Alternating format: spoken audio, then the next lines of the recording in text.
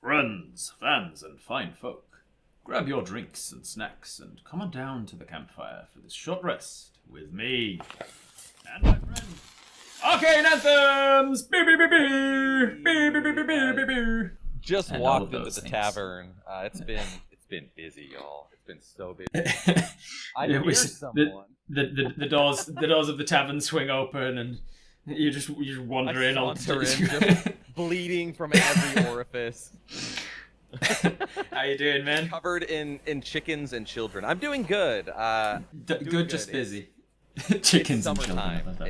It is summertime, which means that my kids are out of school, and right now they're just hanging out. But it just makes for some very busy and interesting days. How many kids you got? I got 3 kids. I got Three kids. That is a lot of busy. It is enough. It is plenty. It is plenty for anyone. It is, yes. And then I actually do have 6 chickens as well. So Six chickens. I got So that is 6 quite a lot chickens, of children and chickens. I'm just getting the levels right. Children 'Cause you and know how we was chickens. just Yeah, saying yeah, that I yeah. did all my levels checks before, and then it's Oh, always inevitably wrong when Is it Pitch then doing presses go. their dirty deeds Pitch- right now? Pitch is- Is that yeah. what's happening? Pitch is doing very their dirty active. deeds. You are apparently quiet. I've got you at full decibels, and I'm at negative 15. Here we go. so, Watch this, everybody. Watch this. Am I quiet now? Oh, I don't damn, think that's so. That's Yeah, I good. can. I'll just flip into this voice actually for the rest of the chat. Yeah, I got volume over here. You want volume? I will give you volume. That is good. How's Fancy says I've got an echo. Do I have an echo still?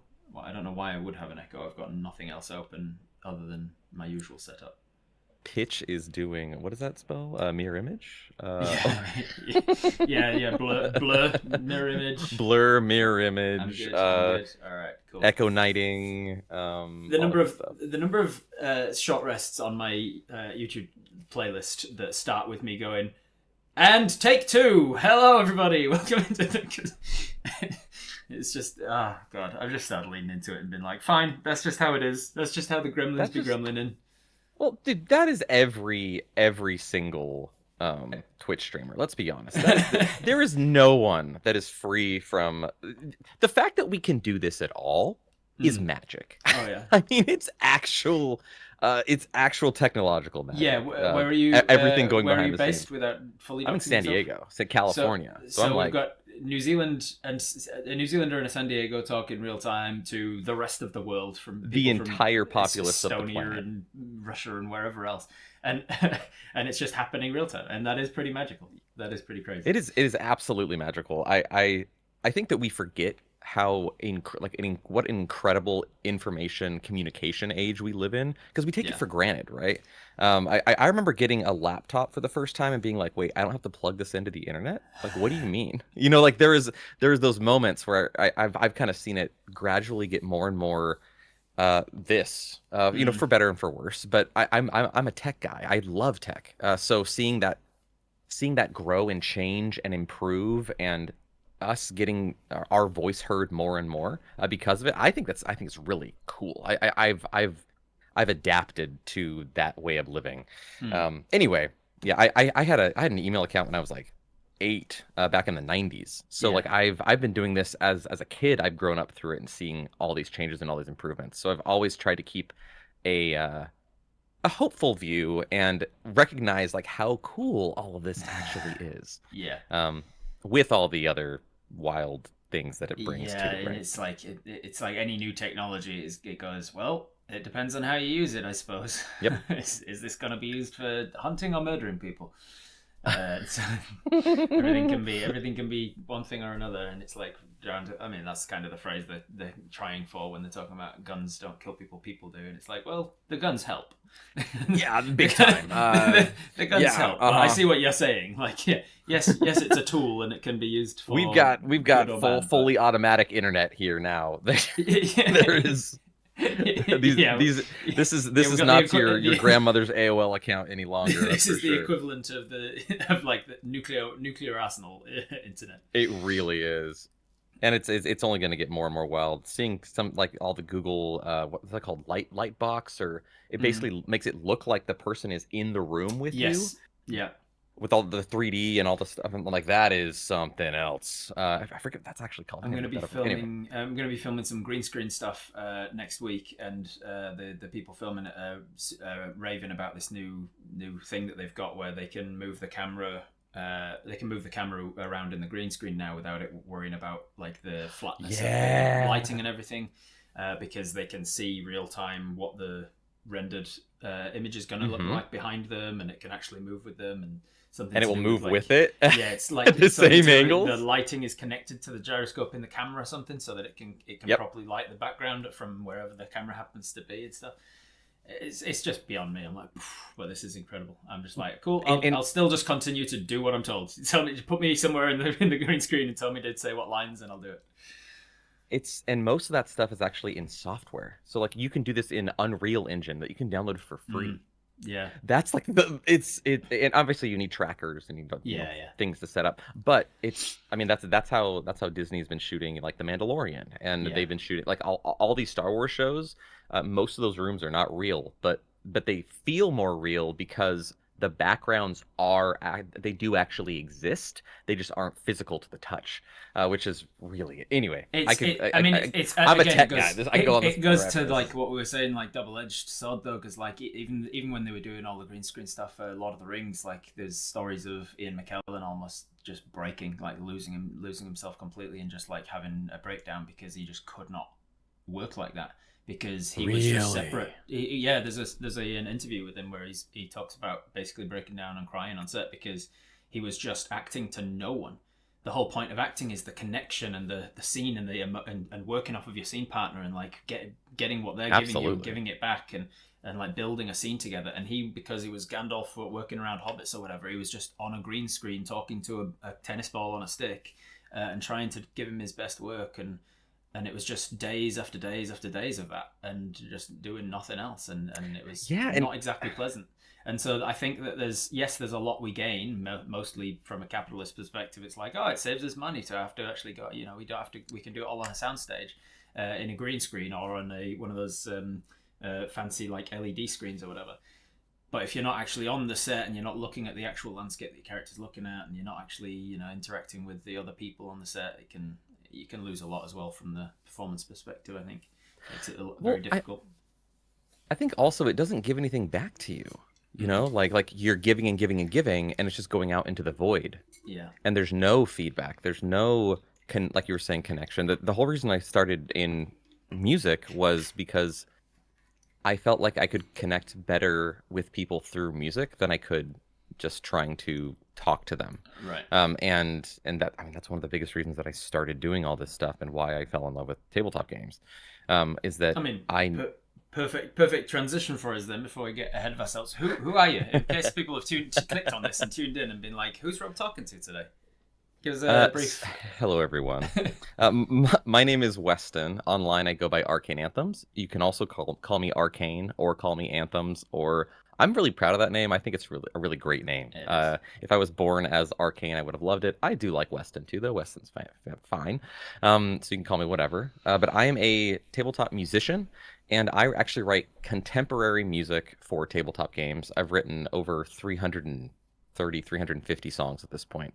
Some of those are just instrumental that I've given away for free. I think I have seven different albums of free tabletop music that I've just given out to the community. You can use it in whatever you want for whatever you want to use it for.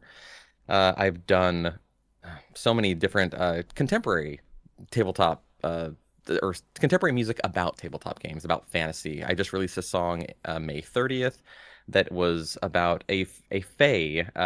It's called "May I Have Your Name." It's called kind of about romancing a fae, and Nice. I just love crushing genres together and making music for the love of it. And especially making music about what we all love in our community, right? Which is, I think, it's storytelling, it's connection, it's things that we as fantasy lovers, we as role players love to engage with. Before that, I wrote a song called "Bleeding Over," which is about, or yeah, it's called "Bleeding Over," which is about this concept of bleed and how like your games stick with you, and how sometimes the line between the character you're playing and you as a person tend to blur, and how that Yeah. can be interesting.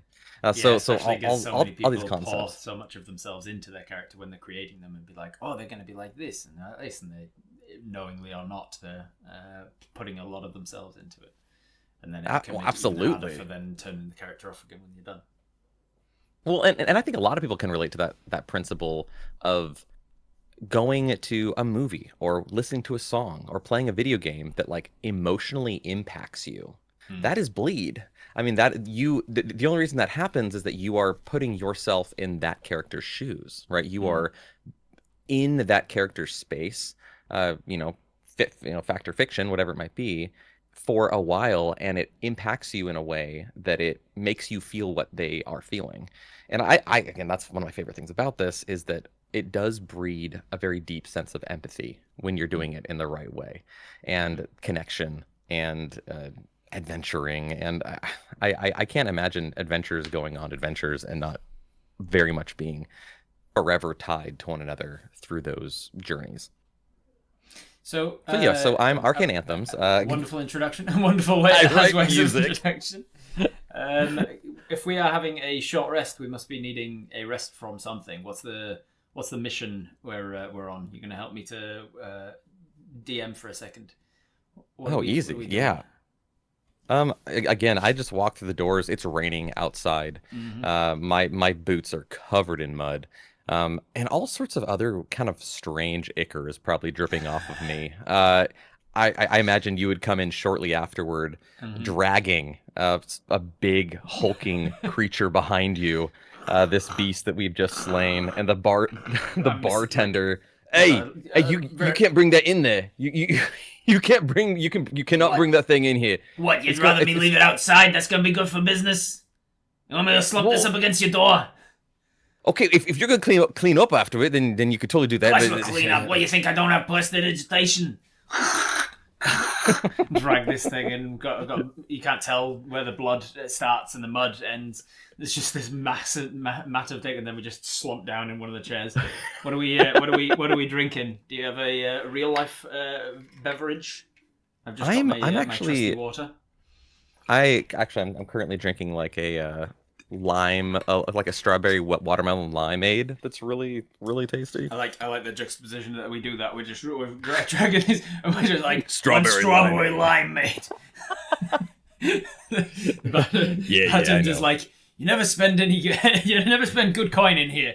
For all the trouble you put me in, you're barely paying for the table. This is a mixed drink. This is gonna be like a like a 7 gold drink. You know, Come we're really on. gonna. Well, we always give you a good tip. What's your do you tend to like do you have go-to drinks and food for downtime in D&D that you normally go to, like or does it depend entirely on the character? For snacks? Yeah, like when actual you're real life snacks? No, like when you're in the game, do you normally Oh, like if the DM's like, okay, you've got a little time to yourselves, you're in the tavern, what are you drinking, what are you eating? I'm Do a you have like big go-to? I like to use different I'll grab like monster names and I'll just add the word stew after it Oh yeah. because stews can be like whatever. I think I put out a flump stew at one point. My players were horrified. Yeah, it would be. They're like, what? Well, Like it would this make was a good in a very gelatin. Like it's a seedy. good... I'm telling you. Well, no, you know what? Now I'm thinking it'd be like a good like a flump flan. Flump flan, yeah, flump flan would be great. Flump flan is the is peak, absolutely. But yeah, they're in a very like seedy part of the world, so Uh, they didn't care so much for like what they did there. one of But my yeah, go-tos is black pudding, because it's literally called pudding already, and it's like, yeah, it can be killed and prepared in such a way that it's like the acidity of pineapples after you've eaten too much pineapple, and you're like, yeah, it eats you back a little yeah, bit, but in it's like a eating you good back, way. and you're like, you eat tiny little gelatin balls, kind of like not tapioca, like a Turkish delight. I think just like a little black cube of, and you put it in, you're like, you got to eat it quick because it's burning you as on the way down. I like that. Burns in and it burns out, just like any good Mexican food. That is entirely accurate. I'll be As somebody from San Diego, I'll be working I do love on a good burn. a Daggerheart one shot for later this year, and I'm going to be thinking about it, incorporating like delicious in dungeon elements to it, of like the Oh yeah, eating the things that they kill. And so Dungeon Meshy, let's go. I've been watching some of the delicious in dungeon for for inspiration and thinking about That show is so smart. food. The way that um, they handle adventuring in dungeons is so interesting, and Yeah. I love that they added in that element. It almost feels like and this is gonna sound interesting, but it almost feels like one of those like dating games, but Mm. instead of like it being a dating game, it's a chef food making Yeah. game. Like Yeah. it is the perfect concept for a video game that they instead made into a like an anime, which is like so Yeah. smart. Yeah, I like Um, it. And for anyone who does know, it's a very good anime about just adventurers going down in dungeon, very high fantasy D&D ish, but they kill the monsters and then have to prepare them and eat them. And so there's lots. It's basically a cooking anime mixed with a fantasy anime. It's oh, it's very so good. good. It's very fun. Speaking of Daggerheart, though, I'm going to be DMing a Daggerheart one shot at San Diego Comic Con, Oh, nice. which is going to be very cool. I have some really fun people on that program. How So that familiar are you with Daggerheart? Have you like properly gone through and trolled the book, or are you just kind of a wing it kind of a guy? I have it right there. I've been reading it slowly. I have dyslexia, so it makes reading a little bit tough. But I've Mm-hmm. been reading through the book. I've been watching a ton of Daggerheart content. I've been watching a bunch of reviews and how-tos, and that's how I slowly build up my like memory of the game. Right. But I am framing the panel as a watch and learn. Right. So all of my players, this will be their first time playing Daggerheart. Mm-hmm. And so the audience can come in and they can feel comfortable seeing the players on stage learning and being okay, learning themselves. And I think that's a really like powerful tool for them to want to learn how to play new tabletop Mm-hmm. games. Yeah. And so far, I really am enjoying Daggerheart. I am so enthralled with the way that they've done damage thresholds and not feeling like your players are sacks of hit points anymore. Mm-hmm. Yeah. It feels like a much more modern tabletop game. Yeah. Um and I love the way that they have smoothed the transition between combat and just other encounters and how Mm-hmm. other encounters are treated in the same way, like a puzzle or like a Yeah. what are they called? Group encounters. How Right. that feels like combat, but there's no stoppage. There's Yeah. there's no slowdown. You just are in like and it makes it so nice where some players can be in combat and other players don't have to be in combat. Right. Um, and it doesn't feel weird, and then they can jump in whenever they need to. So Yeah. it's a That very part of combat's fluid just system. it's starting to like I'm gonna have to get my head around the fact that it's not like a initiative turn based. Everybody's got an action bonus action movement on their turn. It's just kind of like Yeah. we're in combat and you can do what you want to do between. And if it feels like if the GM's like you've done a lot of things, it's on them to be like, is anybody else doing anything while they're doing this thing? And the other players can be like, no, we'll let him do whatever and like take multiple turns in a row. And there's not Well, and that issue as much of like stopping and starting, and it's up to more of a flowing narrative between everybody to decide like let's make sure that we're all getting a turn, we're all getting some of the spotlight, because they talk about the spotlight being on each character and stuff. Spotlight. Well, and the way that they balanced it is so interesting, right? Where as soon as you take that duality roll to actually see what happens, immediately the GM gets an action token. I think is what they're Mm-hmm. called. Yeah. So and the GM can like fill up on these action Yeah, tokens, and if you like give you them too take, many, and like exactly right, and you can make it can and be you can be like, really yeah, I'll take dangerous. 7 turns in a row, and it's like the DM's like, yep, okay, you go for Yeah, it. feel free. You see how many turns I'm going to be getting once it flips to me. Well, and then this idea of then the GM automatically takes turns if the players miss, essentially like having that opportunity attack feeling where it's like, oh, it's not just oh no I missed, it's oh no what's going to happen. Like Mm-hmm. now it's the GM's turn, or if I roll with fear, right? Now it's the Yeah. GM's turn. Like you all of a sudden, even as you're attacking, you don't have that power trip. Mm-hmm. You can still do a lot of cool stuff, but you'll know that it's coming for you, which I think is a really fun way to do combat. I do think that they have some. It's obviously not a wargamers type game in the same way. They've tried to simplify movement. They've tried to simplify positioning. It's still doable with a battle map and everything, but they've definitely traded in for more of that narrative back and forth. Mm-hmm. You do this, I do this, you do this, I do this. Yeah, I'm which I still really like. getting to learn it. I'm still sort of working my way through the player's handbook, as it were. But I'm enjoying what I'm seeing. There's definitely elements that'll challenge my way of thinking about stuff and how to make it work for a game, the sort of game that I like to run. And yeah, I'm willing to take some of it and go, oh, maybe I'll just straight up take that for my D&D games. Yeah, absolutely. Take this element. So we're all set up. We're in the tavern. We're drinking some strawberry limeade, and we've got some. We've got our flum flan. Let's And our black pudding pearls, right? let's chat about the name. You said Arcane Anthems. You love it as an actual name, but where did the name come from for you? How long have you been Arcane Anthems? So I've been Arcane Anthem since 2019. However, that's not when I started doing tabletop stuff on the internet. I actually started doing tabletop stuff on the internet in 2016. I started playing D&D specifically in 2015. I convinced my group of board gaming friends to play with me via a RPG in a box called Mice and Mystics, and convinced them. I love Mice and Mystics. It's such a beautiful little game, and I GM'd. I kind of added this GM character to Mice and Mystics, where I ran the game for them, and then they're like, "Okay, we get it. Like, okay, maybe D&D can be cool." And so we played for a while, and then we had a character death, and I, as a musician, it impacted me in a way I wasn't expecting. And so I stayed up really late writing a song for about this character death. And I hadn't written a song in a while. I had kind of gotten burnt out of music. I was in a rock band for 10 years. And I had kind of fallen out of love with music. And so I wrote the song. And obviously my entire party was like, "This is awesome." And I was like, okay, so I should probably write songs for everyone's character. which is then what I did. And then I thought to myself, well, I think other people might like this too. Other people might like to have songs written for their characters in the same way that they get, custom dice, or they get artwork, or they get anything else. And then it became this mission of mine to show people how powerful music can be when you use it in your games. Right. And that's what I did for about 3 years. And then TikTok happened, and a friend of mine convinced me to get on TikTok. And I had just changed my name from before it was called Make My Anthem, right? Because I was trying to make people's anthems.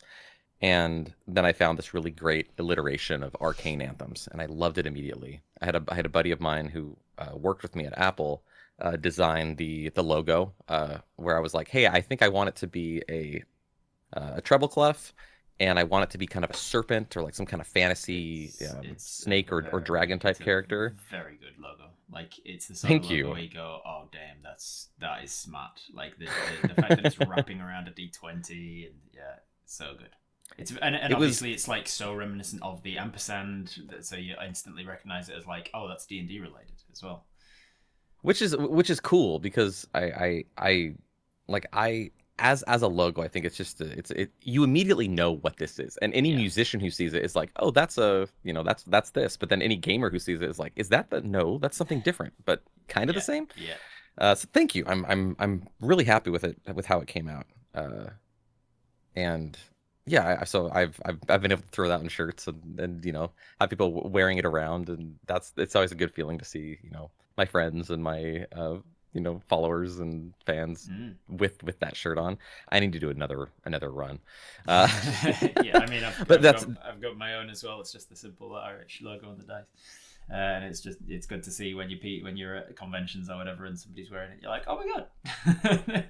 Oh, it's so cool. It's such a good feeling. But yeah, it's been a couple of years now since I've done a run, so I need to do another one. I'm just so picky when it comes to like the print quality and everything.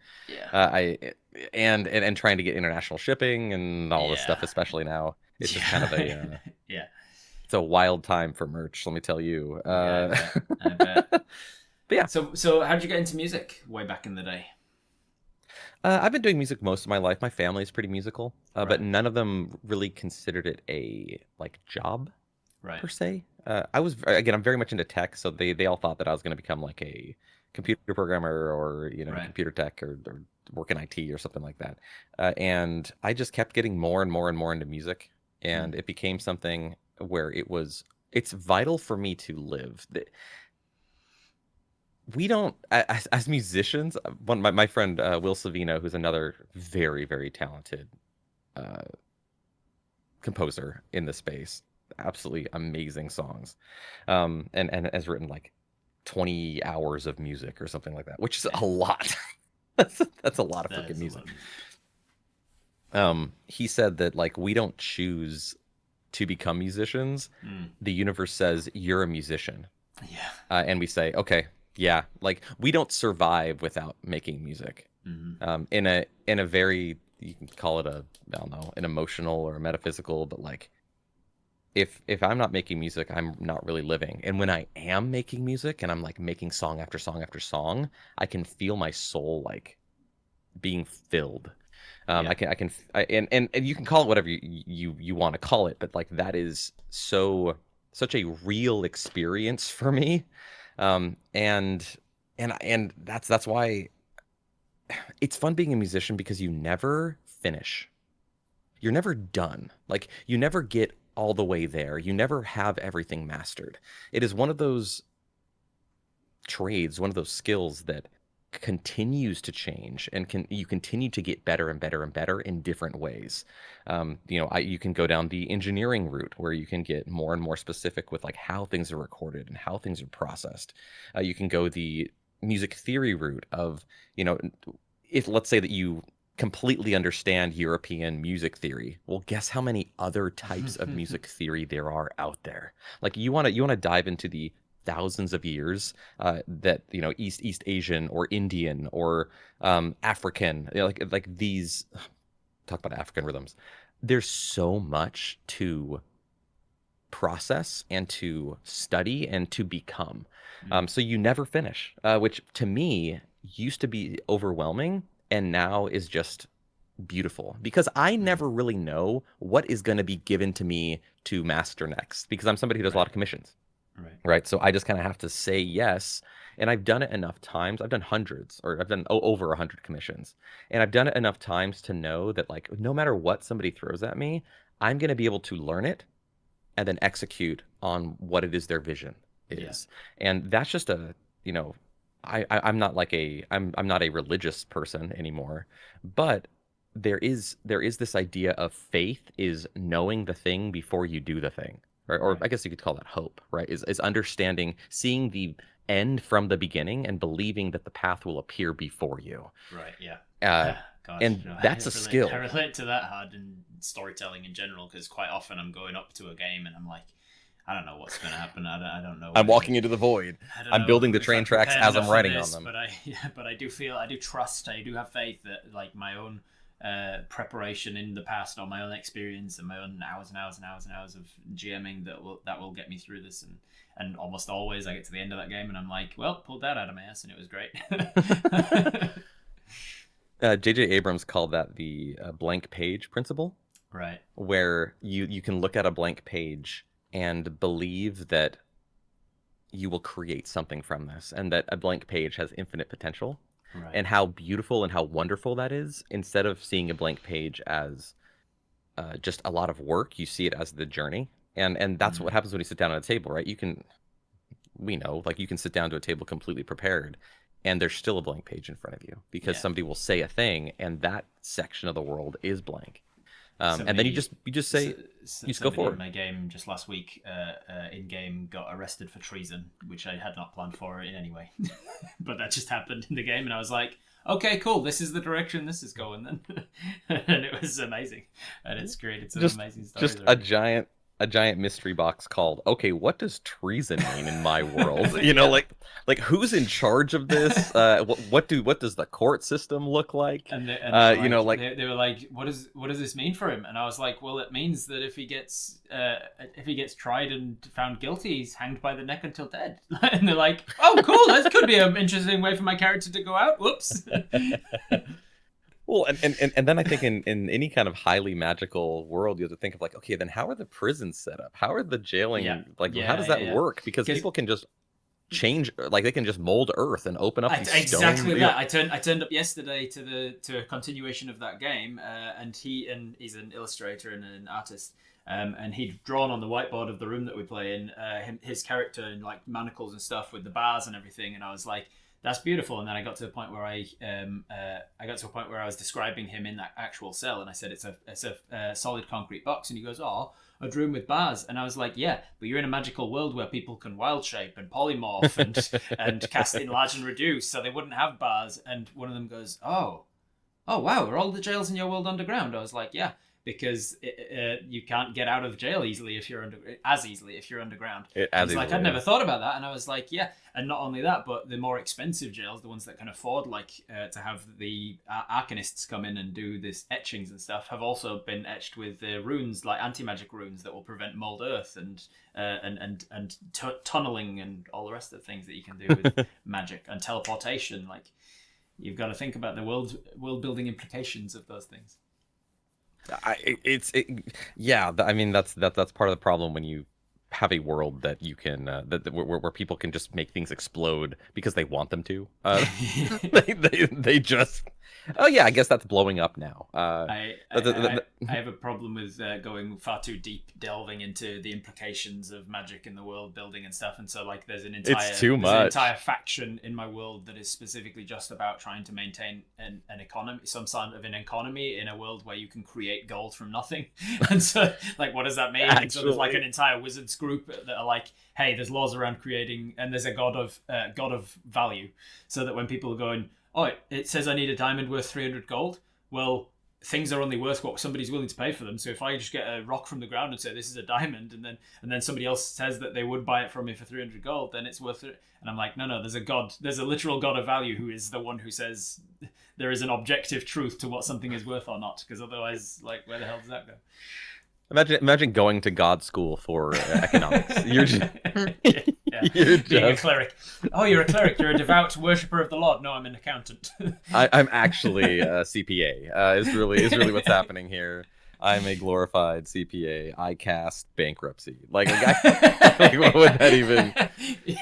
Oh, the horrible curses you could put on people. If you fail your Constitution saving throw, you now owe taxes on you. Yeah. Well, like I cast overdue payment. Like actually, that's kind of terrifying. I would not want. Yeah, we do this for escapism. Financial clerics.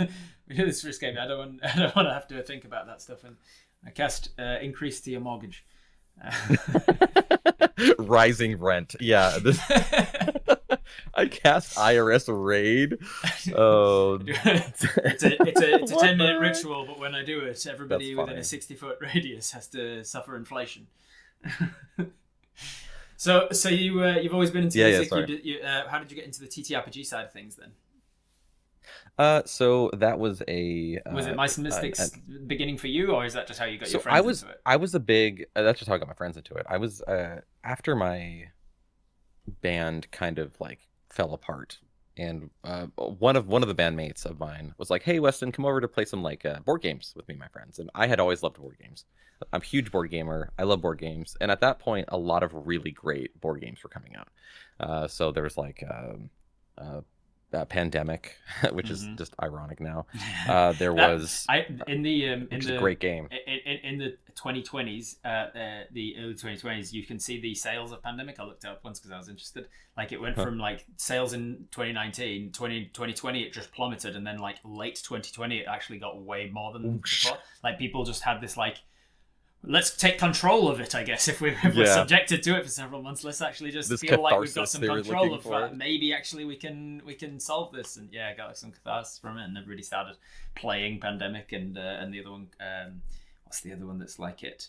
There's one where you're playing the people battling the virus, and there's Plague Inc. Plague Inc. Yeah, where you're like Plague Inc. Where you're playing the virus. Those things got huge sales in the COVID pandemic. It was so interesting to kind of rediscover board gaming, especially in that time. And we played like Dead of Winter, we played Betrayal House on the Hill, we played Uh, so many games. I could go into them forever. Nemesis. There's some really amazing board Nemesis, games, right. and we are living through a really fantastic Yeah. board game renaissance right now, which is so fun. And we were playing board games, and I was a big like I wasn't really on Reddit so much, but I was on a site called Imager, which is like a kind of an image Yeah, I hosting remember. site early on, and I would just like scroll through Imager just looking at random stuff. And there's just random Imager posts talking about Dungeons and Dragons and voice actors and stuff, and I was like, Dungeons and Dragons that sounds so nerdy. And I scrolled past it, and then I was like, yeah, but I'm kind of interested in like voice acting, and I've always been an actor. Like I've always enjoyed acting, I guess the best way Hmm. to say it. As a kid, I would do tons of voices. Big surprise. Uh, and and I was like, okay, but yeah, voice acting's kind of cool. So I scrolled back a couple hits, and this was in March of 2015. And it was Critical Role, and it was I think they were only on episode 23 when I started listening to Right. them of campaign one. So it was like right at the beginning. They were still on what was that Geekly? Was it Geek and Geek and Sundry. Sundry? Still on Geek and Sundry, and I just became so enamored Mm. with this game and with the connection that I saw from the players and this connection to the world and this idea of creating your own story. And I fell in love with storytelling again through that, and then kind of working to inspire my new group of friends to play with me, to kind of trust me on that journey. So the first time I ever played D&D, I GM'd a homebrew world for my players that lasted 6 years, and we finished the full campaign in 2021. So that Wow. was like a really huge accomplishment, Yeah. um, that people stuck around, and it was It's so a huge interesting. accomplishment to even finish a campaign. Like Oh, it's I'd say I don't think it would be even be exaggerated to say like 90% of games peter out rather than finish. well, and I have 6 players. Like That's it was not a small group. yeah. Um, and it was so interesting to me because at the time I was like the only social media I had done is like stuff with music with like my band and things like that. And I was watching and so they all got into Critical Role, they all got into Adventure Zone, they all got into all these things. And I was doing this game, and one of my players came up at some point and was like, Weston, you run like the game that you are running, like it's as good as Adventure Zone. It's as good as Critical Role. And I was like, what are you talking about? Like, have you actually lost your mind? I was like, these are like professional actors, and it's so funny. Not saying that my game was as good as those games because home games are different than streamed games, Hmm. right? It's Yeah. a completely different world. Yeah. But the idea that like now this is my full-time gig, and like I do run paid professional games, and like it I think I say that not to glorify myself, but to tell people maybe who are listening, you know, who are running games and making worlds and telling stories, that your stories matter. Hmm. And it has nothing to do with how many followers you have. It has nothing to do with how many eyes you have on your game. It has nothing to do with any of those things. Your game can be as real and as cool and as lasting in the hearts and minds of your players as these, quote unquote big games, big professionally run games can be. Hmm. And to not let the allure of the internet detract from that. Um, because I mean, the the joy is in the storytelling. Like that is where the joy is. The joy is being with these people who want to go on an adventure with you. That is what humans are. That is what we do is part of our superpower is telling these stories. And it's something that we can do that not a lot of other animals on the planet can do. And in Hmm. my opinion, because we were able to pass down this knowledge from generation to generation, even if we didn't really like do it correctly, like initially it wasn't scientific, right? Yeah. but but it did pass on lessons through our Yeah. storytelling. um Again, it's a very human thing to tell a story.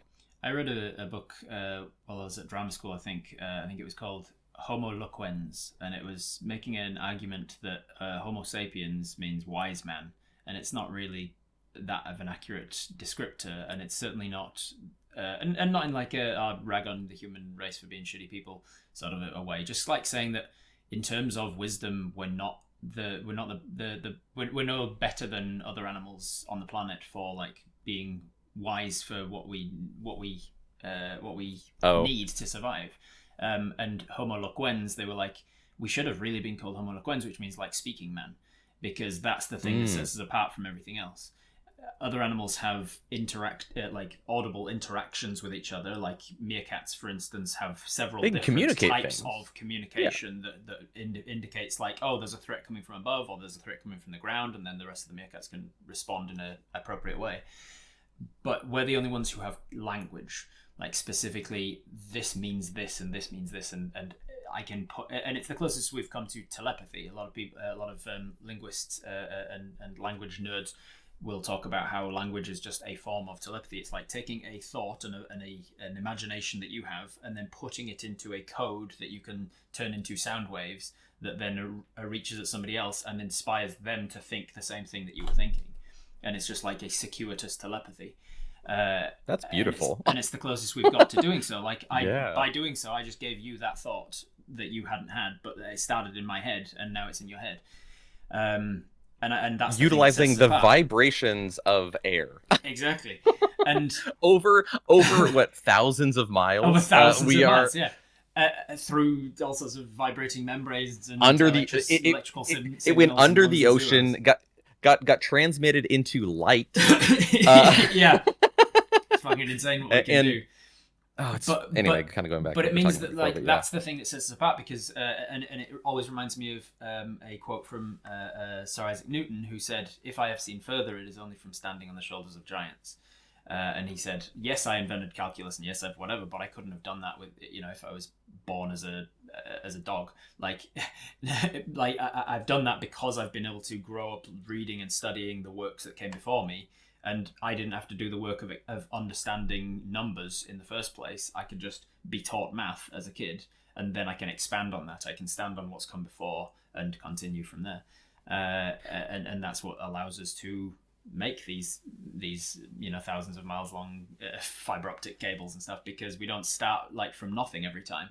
We are building on what's come before, and that's from our understanding of language. I think we're the only interesting. The only species that like has historians. Like we are so interested in like you said what came before, because we know that it is those things that got us to where we are. And again, that's a very unique thing. Very, very cool. I always think that when I'm doing world building for D&D and stuff, I'm like, what would it mean to be in a world where you're not the only sapient species? Like, in a world of D&D, there's like a dozen to 20 different sapient races, species. More the better. Like what does it mean? Like, the closest we had was like the Neanderthals, and we kind of either hunted or bred them to extinction and just kind of merged our peoples together. Like, why has that not happened with humans and elves and humans and dwarves? And like, why is there not just one sapient race in D&D? And what's the implications of that? And I'm yet to kind of come up with a satisfying answer for myself, or like a world building reason as to like why there is, other than there's creator gods who kind of went, nope, my elves, you keep your stupid dirty humans away from my pristine beautiful elves. Unfortunately, I think the answer you're looking at is some kind of element of eugenics. Yeah. I mean, honestly, and we can see the history of specifically European fantasy being that way, right? Like where those it is in the history of the game, unfortunately. And then now we are trying to reverse engineer it so that that is not the case. But I definitely think it's important to recognize, where, again, building off of what it is that we are building on. And a lot of games are doing a good job of hand waving that and being like, it doesn't matter. Like, like the important thing is that these elements of that in our real lives are the big problems, right? They used to, most of these fantasy games used to be very much like species versus species, ancestry versus ancestry, and now we're seeing that is less of the narrative, because we found out that is actually not the most interesting story to tell. Mm. There are much more interesting ways to have conflict in your worlds other than the way somebody looks.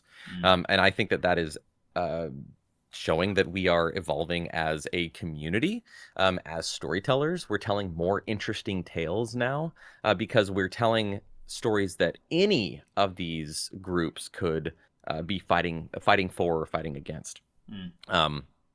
Do I mean Warhammer 4,000, 40,000? Yeah, that one's definitely a big one, but that is a post like that is an apocalyptic horrid world to that is a world I would never I don't think anyone would ever want to live in. That timeline is all bad. There is no safety in 40K. Anyway, Yeah, I'll step down off my soapbox now. but yeah, I think that it just goes to what we're saying, like why storytelling is important and why it's one of the oldest professions and why people flock to it and why it is like an inherent like a need for us, like music is. You said like you need to be doing it; you can't survive without it, and it kind of gives me a little hope for a future of this absolute runaway rampant AI situation that we're living in and Sure. going towards. That's only going to get more and more and more. The number of times that I've been approached by various different companies being like, hey, we're making this AI dungeon master and we'd love your help in training it and things. And I'm like, you're asking me to train my replacement essentially. And I'm not happy with doing that. And I'm also not happy from the ethical ramifications of what AI is trained on, or like what it's if it's been stealing other artists' work, or even if it's more of an ethical model. There's still the environmental impacts of it and the server farms and there's just a lot of aspects of it that I'm like I'm a realist. I know that AI is inevitable. It's coming and there's definitely no stopping it. But I don't want to be progressing it. I don't want to be actively putting the foot on the accelerator with it and like helping it along. I think we should be slowing it down as much as possible because human laws and checks and balances take a long time to put in place. And this is incredibly new technology that the old fuddy-duddies in charge of actually putting checks and balances in place will never be able to keep up with. And so before we know it, we're using it for things that we kind of, it reminds me obviously in a less immediately catastrophic way, but it reminds me of the rampant increase in technology that was happening in World War One when the arms race just suddenly went up, and we were having people charging in on cavalry, like actual old time warfare, and they were charging on horseback with swords against people with submachine guns, like mounted submachine guns, who just like took out the entire platoon just in a sec, and then the other side would be like, what the fuck are we doing? Is this where we're at? Yeah. And then like mustard gas and stuff. And they were like, oh, we can do this now. Is that, oh shit, that turned him inside out. Maybe we shouldn't be doing this to other humans. This is a bit, and like that, like World War One was just barbaric for like, we can do it, let's do it. And then, maybe we shouldn't have done it. Maybe we put laws in place. Yeah. Maybe we're putting like, maybe we actually unify as people, as like country versus country and be like, maybe we should make some rules of warfare that we actually have to stick by because this is kind of fucked.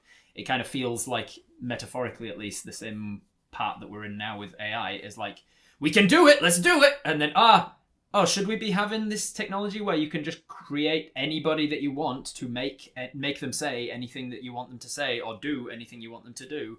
I've watched so many videos of people being like, hey, look, this is my voice, but I didn't say any of these words, it's just AI now, and you can get me to say whatever you want. And can you imagine me saying this and then playing it and it's like, oh, hey, honey, I'm locked out. Can you come and let me in? And he's like, implications? You getting them? You understand what I'm saying? Like, you contact somebody that I know and have my voice on an AI? Like, I think we're in a world where it's like, yes, AI is inevitable, but that doesn't mean we should be actively trying to progress it. We shouldn't be like, we should be slowing it down and being like, there's a lot of things that could go wrong with this. Let's take our time to make sure that we've got some laws put in place and we've thought through what's actually going to be happening. I think it's hilarious how many times in media and in storytelling that we have been warned of this of AI. Like, how many times have storytellers been like, yo, we can't let this happen? I mean, you look at Dune. Yeah. You look at I'm a huge Cyberpunk fan. AI's in that game basically wiped out the normal internet, so cities can't even talk to each other anymore. Right. They they had to create like a separate internet because AI could do things so quickly. In a very personal story, a couple weeks ago, I started getting AI music in my new music playlists on Apple Music. And I was like, these like, and I take finding new bands and new musicians very seriously. Every single day when I post my outfit of the day, I have like a new song that came out from a cool artist. And sometimes they're big artists, sometimes they're small artists. But they're always human. Mm. I never thought that I would have to justify that. But like, I'm so not interested in um hearing a song made by a computer. Like Yeah. I am interested in a person being at the helm. And you can use loops, you can use synthesizers, you can use actual instrument, like you can use technology. Like I use AI in my music making, but I use it in the processing side where I'm like, okay, this is an adaptive EQ because otherwise I would have to EQ the song slowly throughout that Mm. is ridiculous. And for me, that's something that yes, I want my I still have controls on it, but like yes, I would love that kind of assistance Yeah. in helping to make the song that I wrote sound more beautiful. Yeah. But I am still writing the music. I am still at the helm. I am still There's telling always it going to what to be do. the grey area of like people going, yeah, but I'm okay at this element. I'm just not good at lyrics, so I'll get the AI to write the lyrics. And it's like, okay, why is that Yeah, but less? you could get good at Yeah, right. lyrics. I think You there's will always going to be the never gray area of get like good if you when don't is it get good. okay if you when is it okay to be like, oh, I don't have any interest in this, or I have no skills with this, and so I can use this tool to help me with, because somebody could arguably say the same to you, like, oh well, you could, EQ the whole thing. And you're like, well, yeah, I could, and I know that I could, but it's just a But time that's also constraint a that, menial task. That is right? not It's creativity. yeah. I think in that in the in my opinion, right? I guess I that's what it think comes down that to. But like somebody made a really good argument that I saw a video of a group of teachers debating AI, and they were like, oh, how do we tell when a kid has used AI for making their essay instead of sure. writing it themselves? And most of them were like, this and this and this, and we can try it for this way, and you can put in like a little secret prompt that'll give you secret words in the essays, blah blah. Blah.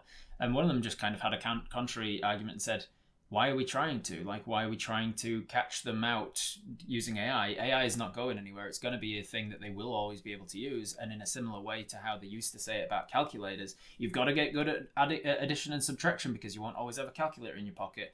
And we live in a world where, yeah, we do always have a calculator in your pocket. And instead of trying to force against a situation where they will always be able to write an essay using AI, we should be teaching them how to improve the essay that the AI writes for them, and to understand what makes for a good or a bad AI. Like, the lessons we now need to be moving with technology, need to be moving along and use our education to be like, okay, this is a tool that we're always going to have now. How do we use it to make it better? In the same way that when the loom came along and the Luddites that famously like went in and smashed it all up because it's taking their jobs and stuff, but it's like, well, the loom led to mass production of weaving, and how do we use that to create better fabrics, better textiles? Like, don't fight against the technology, fight with it to work out how to guide this technology into a way you go. So I'm not entirely Luddite about the arrival of AI, and I'm also kind of hopeful that we do have human instincts to need to produce. Like, even if AI musicians are better than any other musicians, they'll always be musicians because there's a human need to create. There's always going to be storytellers because there's a human need to tell stories. So they're going to exist, and I people will seek it out in the same way that people now seek out LPs and stuff and older technology. I think that one thing that schooling has always not done a good job at, and that they need to do a better job at. And you had that example of like math, right? Where like, yeah, like we do have calculators in our pockets now, and that is a much more effective way to do math than to have to memorize every single formula or every single math trick or Yeah. those are all party tricks, right? Like it's not, it Mm. doesn't make sense. I think that schools should deeply look into why are these things important? Why is knowing how to communicate effectively in an essay form or in a news article or in a letter, why are those things important? And I think that we've kind of lost this idea of why. Instead, school has become I'm going to get through this. How can I get through this most quickly? Mm. And that is not correct. But I think it does poke some really big holes into how schooling has been done, in that, like, if you can't talk about the importance of the 5-paragraph essay and why it is important to know how to write properly, then maybe it's not that important. Like, so, and I'm not saying it's not important. My argument is that it is important, and we need to learn to give the why to these kids, so that they are learning the why. Like I bring up the cursive argument all the time, where it's like, Right. as a kid, I was hammered and hammered and hammered, saying, Yeah. like, you're gonna have to learn to write in cursive, you're gonna have to do all these things. How many times do I write in cursive? Like, Yeah. none of the times. It is an art form now. Yeah. But I do not think that that is the same thing as what we're seeing with AI. Because these are kind of like old forms of how to do things, right? Uh, Cursive was a way to write more quickly, Hmm. right? That was the idea behind cursive, is that you can write more quickly in cursive than you can in print. And so you had to learn to do cursive so that you could write essays and things more quickly. But that is not the case anymore. Typing is way faster than any kind of written anything, right? So technology kind of moves in that direction. But I think that it's important that we figure out what is important when it comes to human creation, Hmm. and why is it important to spread the whys. I was talking about generative AI, and I think that we were all kind of enamored with it when it first came out, right? It was really interesting. It Hmm. was really kind of cool to, like, see a computer thinking up images.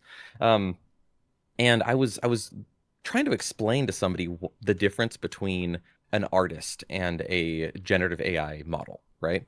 And the generative AI models are not trained on how to create an image from scratch. Because if you watch an artist make, like, do a watercolor, or do a, acrylic, uh painterly looking painting, it doesn't look like a painting until the very end.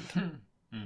Like, the skills that they utilize up to the point of it becoming an actual image, the arranging, the sketch turns into inking, turns into color work, turns into, like, all the parts of it that don't look like Hmm.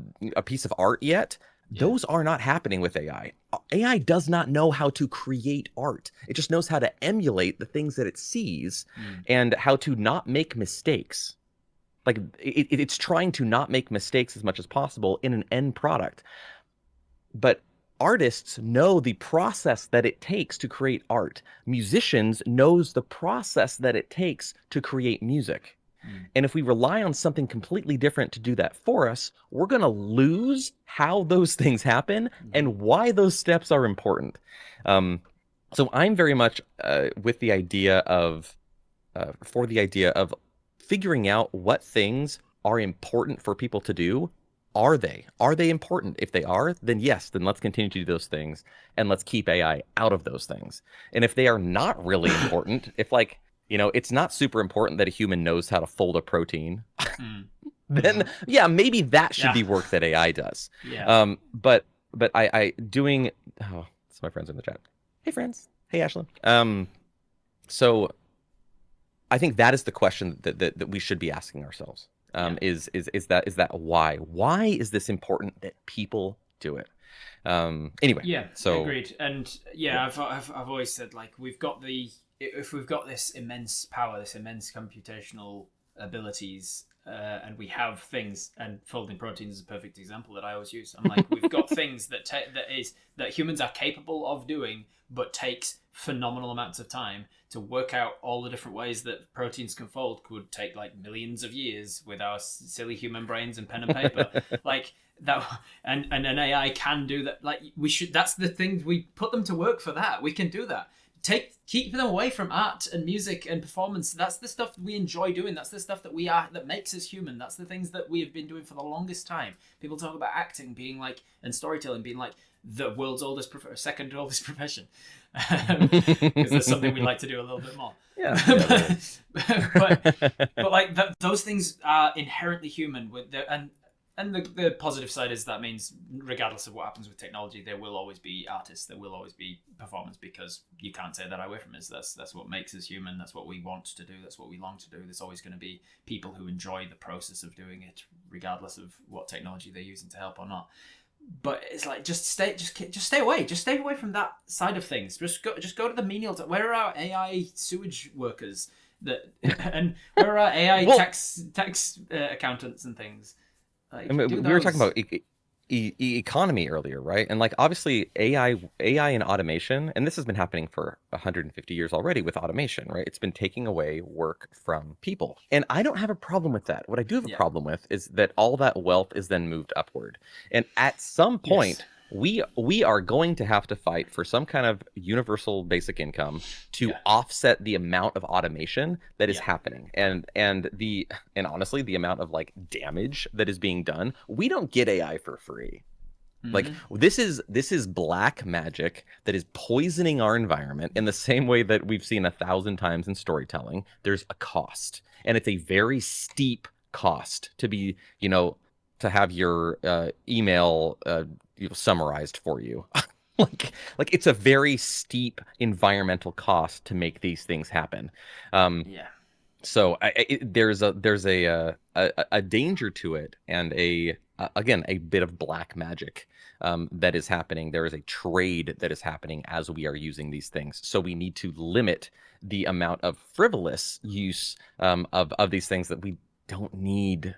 Again, like you were saying, that humans can take care of some things, and we should. Anyway. I always try to keep my mind of like understand, like try and keep for myself a reminder of, am I just being anti new technology? Am I just being like, is it inevitable? Are we going to see better art, or even different art forms that we haven't even thought of yet?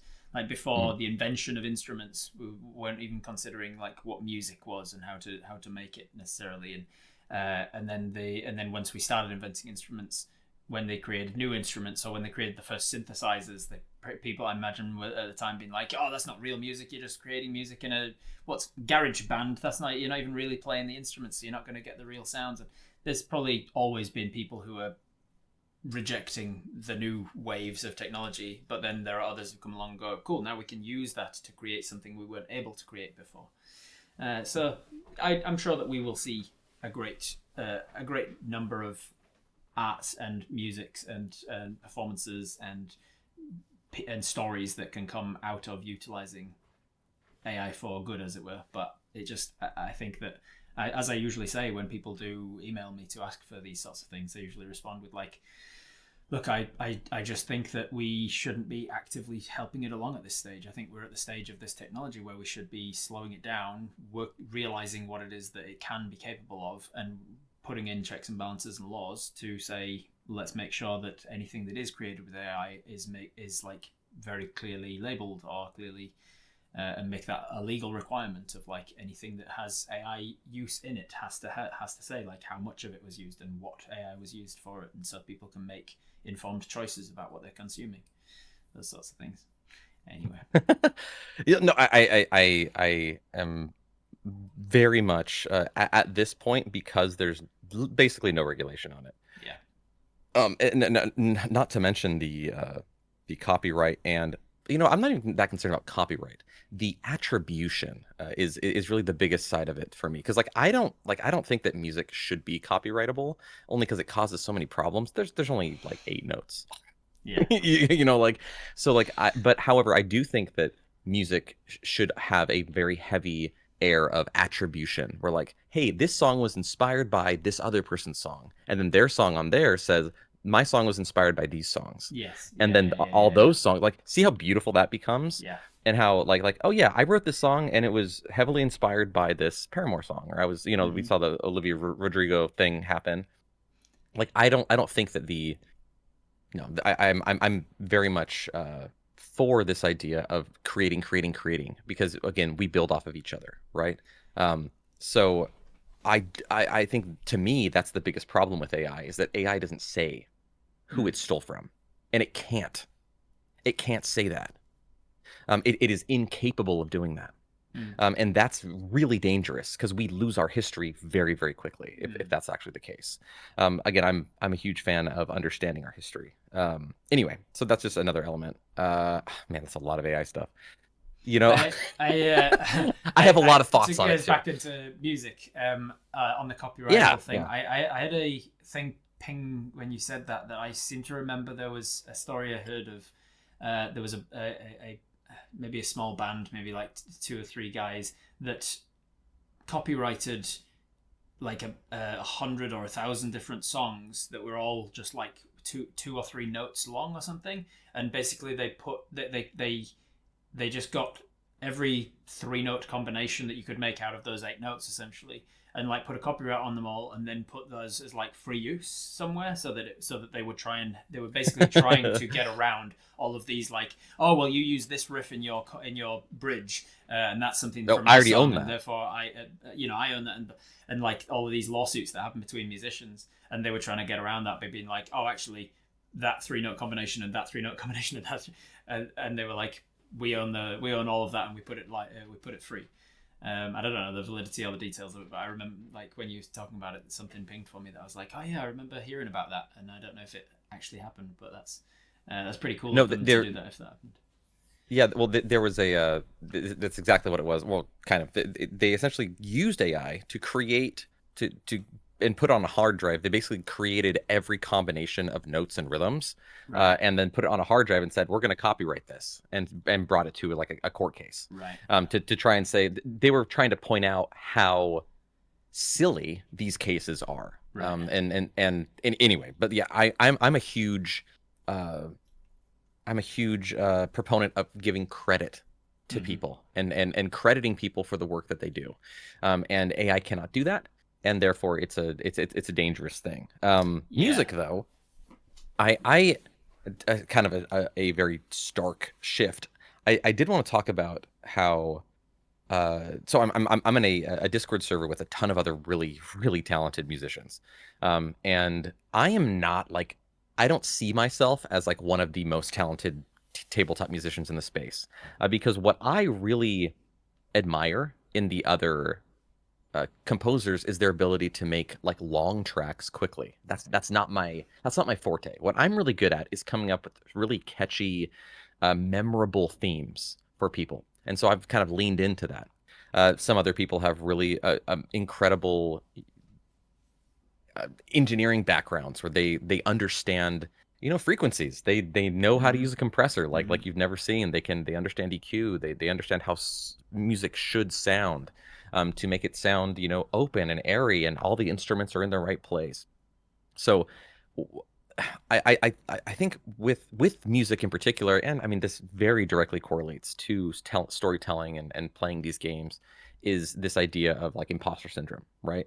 And as somebody who has been doing music for too long, a very very long time, um, I started on with guitar when I was 16. I'm now 39, so 23 years, and I started recording almost like right off the jump because I just wanted to get it down. It's totally fine to not become the person who you thought you were going to be. Right. And I think that is like I didn't at that point I thought that I was going to be something different than I am now. I thought I was going to be playing on massive stages. I thought I was going to be, that was the idea. I thought I was going Yeah. to be this absolute incredible performer.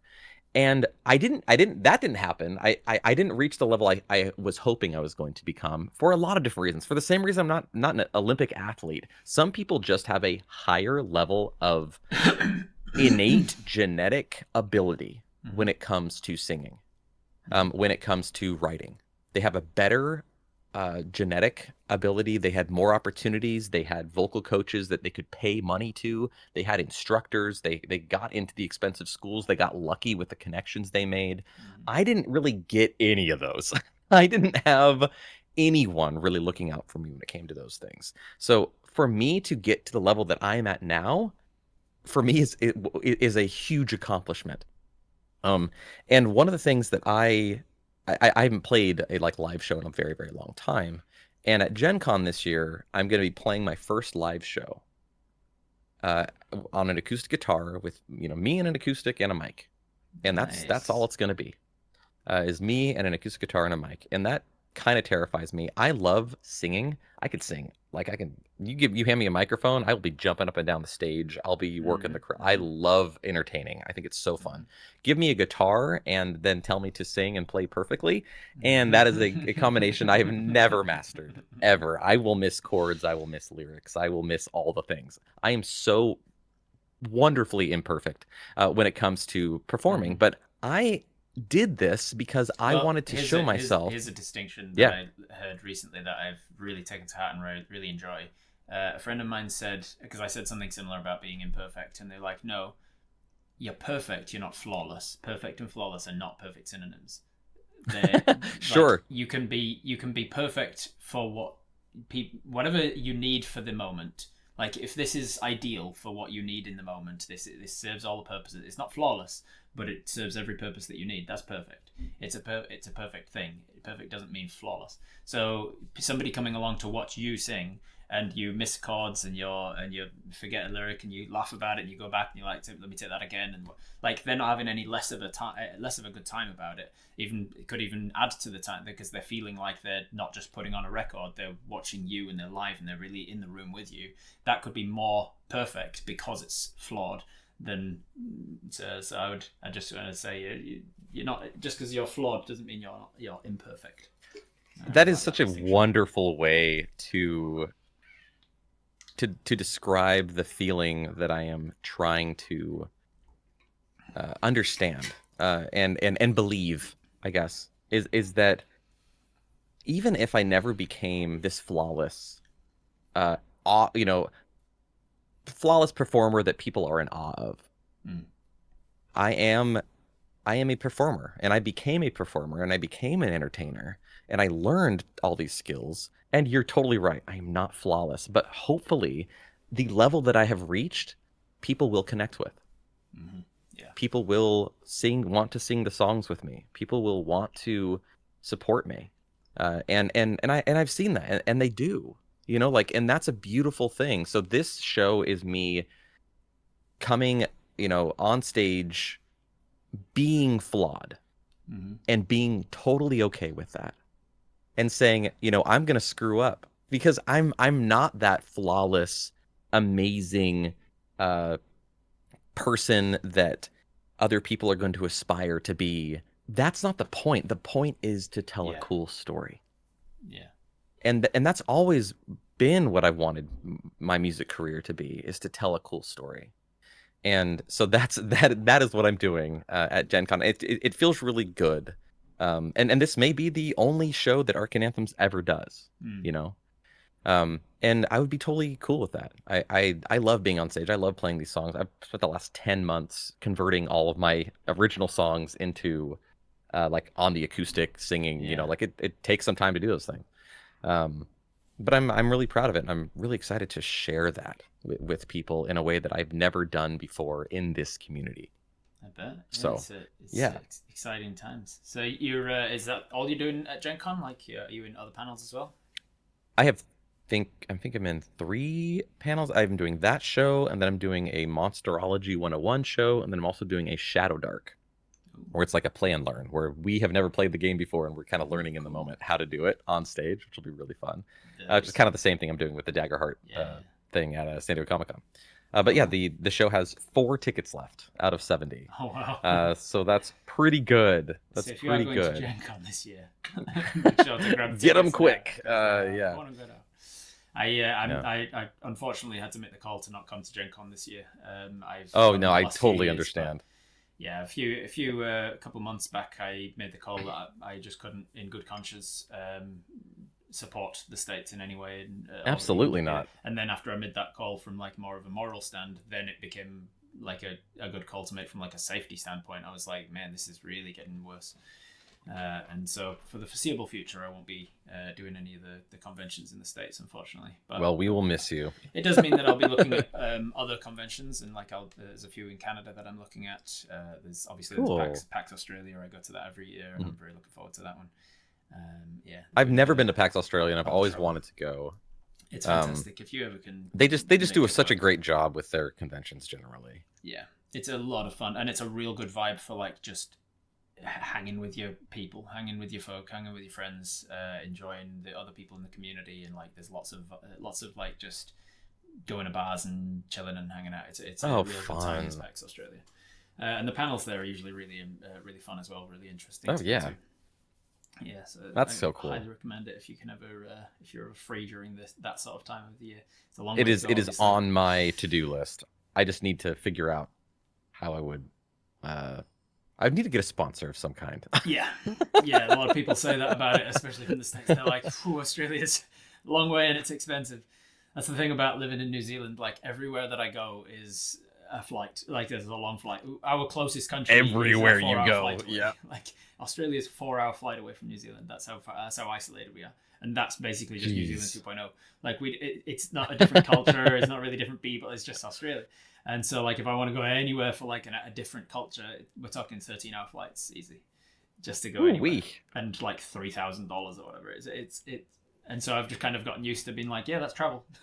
That's what a con means. Exactly. Yeah. Which is why whenever I travel these days, I make sure to do like a private game. I call them private sanctums. It's a private ticketed game for my fans where I go to my Patreons first and be like, hey, do you want, I'm going to be in Indianapolis on these days, and I'll do a game on this day. Do you want tickets for it? Here's this, and it helps to supplement the cost of travel, because otherwise it's so smart, incredibly prohibitively expensive to do it all. Yeah, one of the years I was able to go to Gen Con this year was because of the show that I'm doing, because of this live show, which is great. Sorry, what were you saying? So what else are you working on present day? What sort of keeps you busy day to day? What is Arcane Anthem's main thing? You say you do commissions for people. Is it kind of like a bit of everything? I just did a commission for one of my friends who was one of the creative minds behind the 20-sided Tavern. Right.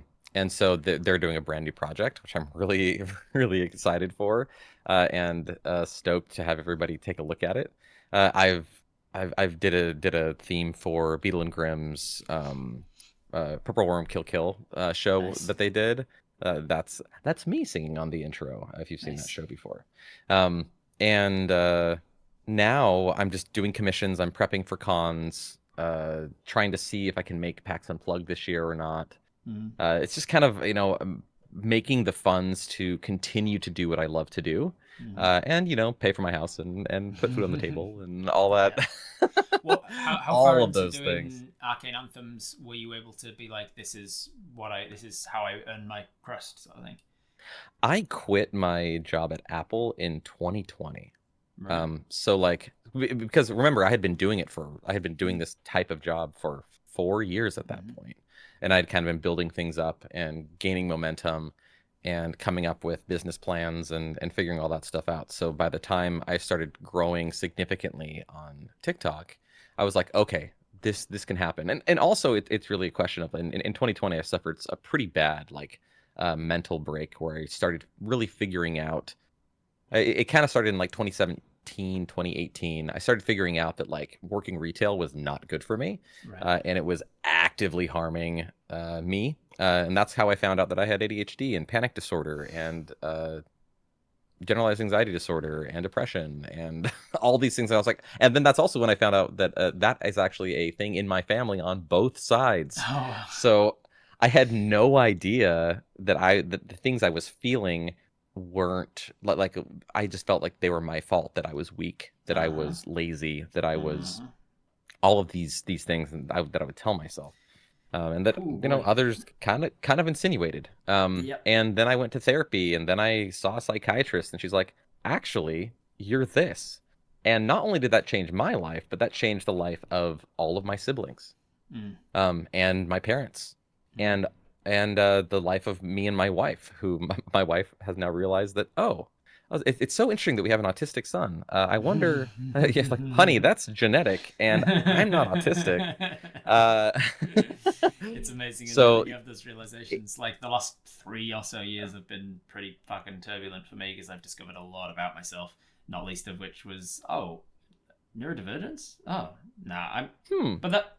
But sure, the ADHD is just the disruptive kid at the school is bouncing around. Yeah, right.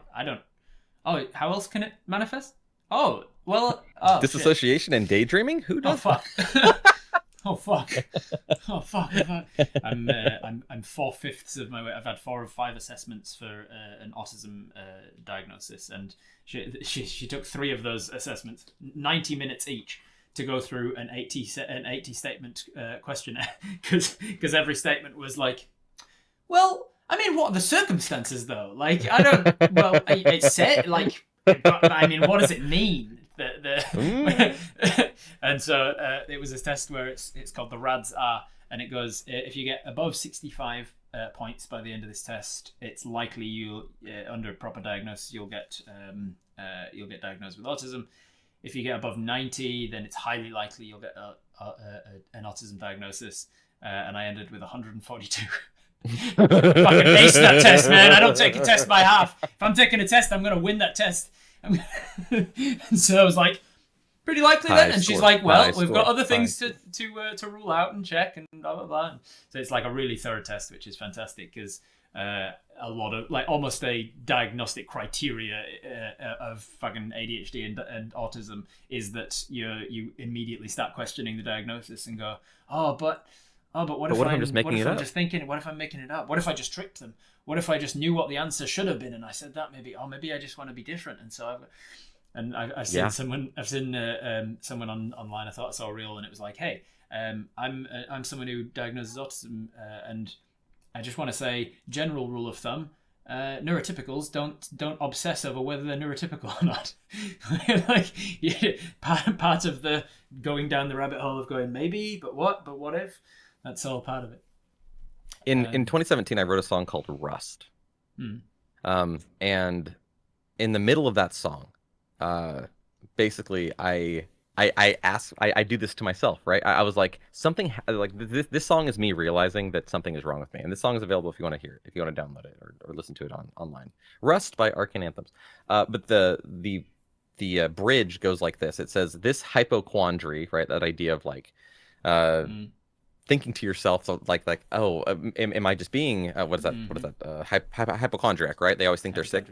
Yeah. Is getting to me, reaching for normalcy, but man, I hope I'm actually broken, right? Because if I'm all okay, but still fail every day, then I can't place the blame on something that I'm missing. Jesus Christ, yeah. And this idea that like, we feel like something's wrong, and man, we hope there is. Yeah. Because if there's not, then you're like, well, damn. I am just lazy then. Yeah, and that's such a harmful, horrible place to be in. And it's interesting how it's in this neurotypical world to a point where you're like, you hope that you're broken just to explain something, and then even the concept of thinking you are broken. Even the concept obviously of thinking of it as broken. The world is broken, right? Like, yeah, because you don't fit into this thing, so you're the one that's broken. This system that we've set up for only really these sorts of people to benefit from, and you don't really fit into it, and so therefore you're broken rather than the system being broken. Just the idea of being broken, like my therapist a few times has like pulled me up on using that sort of language and going like, why broken? How long have you felt like you were broken? What was it that made you feel broken? And I was like, because I didn't fit the system, or I wasn't thinking the same way as others, or I wasn't able to do the things that other people were able to do as efficiently or as whatever. Being the okay, how do I say this non-ableistly? I'm not sure yet. But as a kid in high school, I always felt that I was the dumbest kid in the smartest classes. And it wasn't because I didn't understand what was going on. It was that I couldn't do what they were able to do. I couldn't read all the chapters they could read. I couldn't, do all the notes that they were somehow able to accomplish. I couldn't do that stuff, and I didn't know why. I loved the classes. I was so engaged and so interested in the things I was learning, and still it didn't allow me to do the same types of tasks that my more successful, students could do, and it wears on you. Yeah, it makes you question everything. Yeah, and in the last few years, I also discovered I was polyamorous as well, which was another one of those things that kind of made me go, Yeah. "Oh, I'm not broken. I just didn't have the language for it." Like I've Yep. always thought that I was a bad person for developing feelings for another person, while I also For still multiple was in love people. with my partner.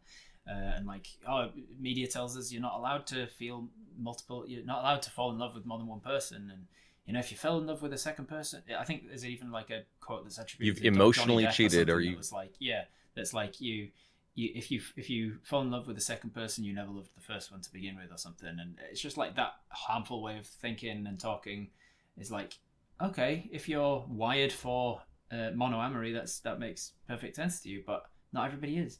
Like I well, just don't connect with that way of feeling, that way of being. it's also a little bit edge, like not a little bit, very much based in misogyny, right? Where like people belong to each other, they are owned Yes, by one yeah, another. yeah, um and that is a dangerous, scary thing to do, because like I think it was my friend Diana in a Threads post was like, I don't have trouble loving people. To me, loving people is easy. mm, Like like I love so many of my friends, mm, like deeply. Like I mm-hmm. I I love them. And it's not, that doesn't make me love my wife less. That doesn't make me love my kids less. Yeah, That's not how love works. yeah, And so kind of overcoming this idea uh of love being this finite, yeah. like obviously our time and attention is finite, but Yes, like that that's the thing. Love is not this finite, idea but of time is. time absolutely. And yeah, that's a whole nother problem. But yeah, that is a huge realization, and It was. I'm glad. It's one that it's sort of the example I gave when I'm trying to explain it to my brother, who's like Mr. Monogamy and doesn't understand anything different, kind of thing. But I was like, "You've got 3 kids," and he goes, "Yeah," and I was like, when the second one came along, when you decided to have a second one, did it mean that you didn't love the first any less? Do you love any of them any less than any others? Do you love all of them 100%? It's not, love isn't like a pie or something that you can divide and then it's in half. It's more like a fire. Like if you share, like if you use one candle to light another candle, the first one doesn't half in dimness. Like it doesn't get less bright. It shares. And yes, resources are finite, but love isn't one of those. And I said it's just kind of the same way. Like you don't love it, having one friend doesn't mean that you can't have another friend, and having one colleague doesn't mean you can't have another colleague. Having one brother doesn't mean you can't have another brother. Like, and can't love them the same. And for some reason, a lot of people just kind of stop there and go, "Oh, but yeah, romantic and sexual relationships are different. You can only have one." It's like, well, not necessarily. I can I I can would be in love with multiple Go ahead. people, romantically in love with people, and it not be any less for any one of them. When I was I'm one thing that neurodivergent people do is we tell stories to connect with other people, right? So I'm telling this story in a way to connect to exactly what you're saying. Yeah. Uh, when I was first married, I had this like anxiety and this fear that my wife was going to leave me, that she was going to find out who I was, and that she was going to leave me after truly finding out like what I, who I was. And that feeling persisted for a very, very long time, for 10 years, until I made some huge changes in my life. And I started to change my mind from don't leave me, don't leave me, don't leave me, to I want you to live the life that will make you happy, no matter what that means. I want to be your biggest cheerleader. I want to be a huge support to you. I want to be somebody who loves and supports the decisions that you make for the rest of your life. I don't care if that means that you are, you and I mean she's very monogamous. She just is. But going through that process of letting go Mm-hmm. of this thing that I was like clutching onto, right? It gave us both so much more freedom. Mm-hmm. Like it provides this like release of tension and fear. Um, that like it's autonomy, right? It is when I am with you, I have more autonomy. I am more free. Yeah. And that is really what I want my relationships to be now. Is like Mm-hmm. I want people to be around me because I enable their autonomy. I make them stronger. I am their support. Um, and so since then, like I haven't had that same fear nearly as much. And I'm not perfect, and I'm still unpacking so much misogyny that I had, growing up. And trying to rip that to shreds as much as I It's can. an ongoing Um, process, isn't it?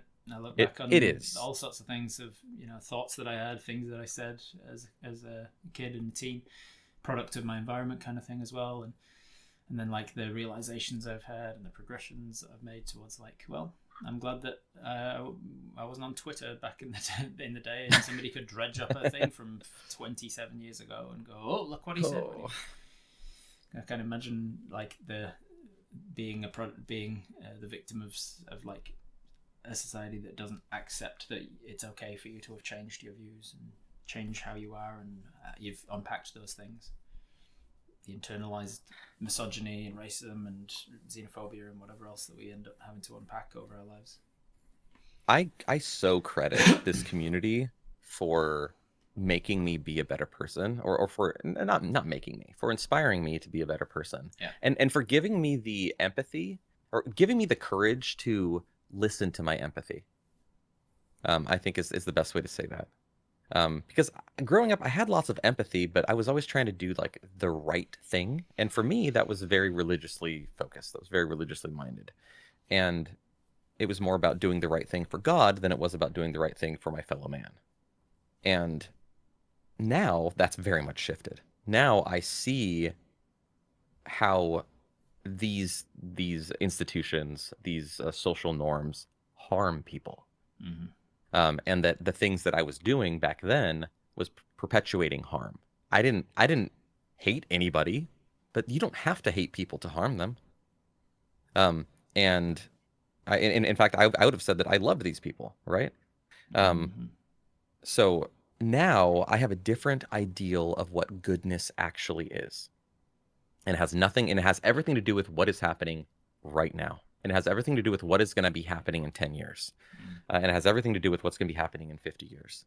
Being a good person is more powerful to me when I no longer have the idea of an afterlife, Mm. because the things that I do right now will have impact right Yes. now, will have impact in 10 years. I'm not living for something else. I'm living for everything here.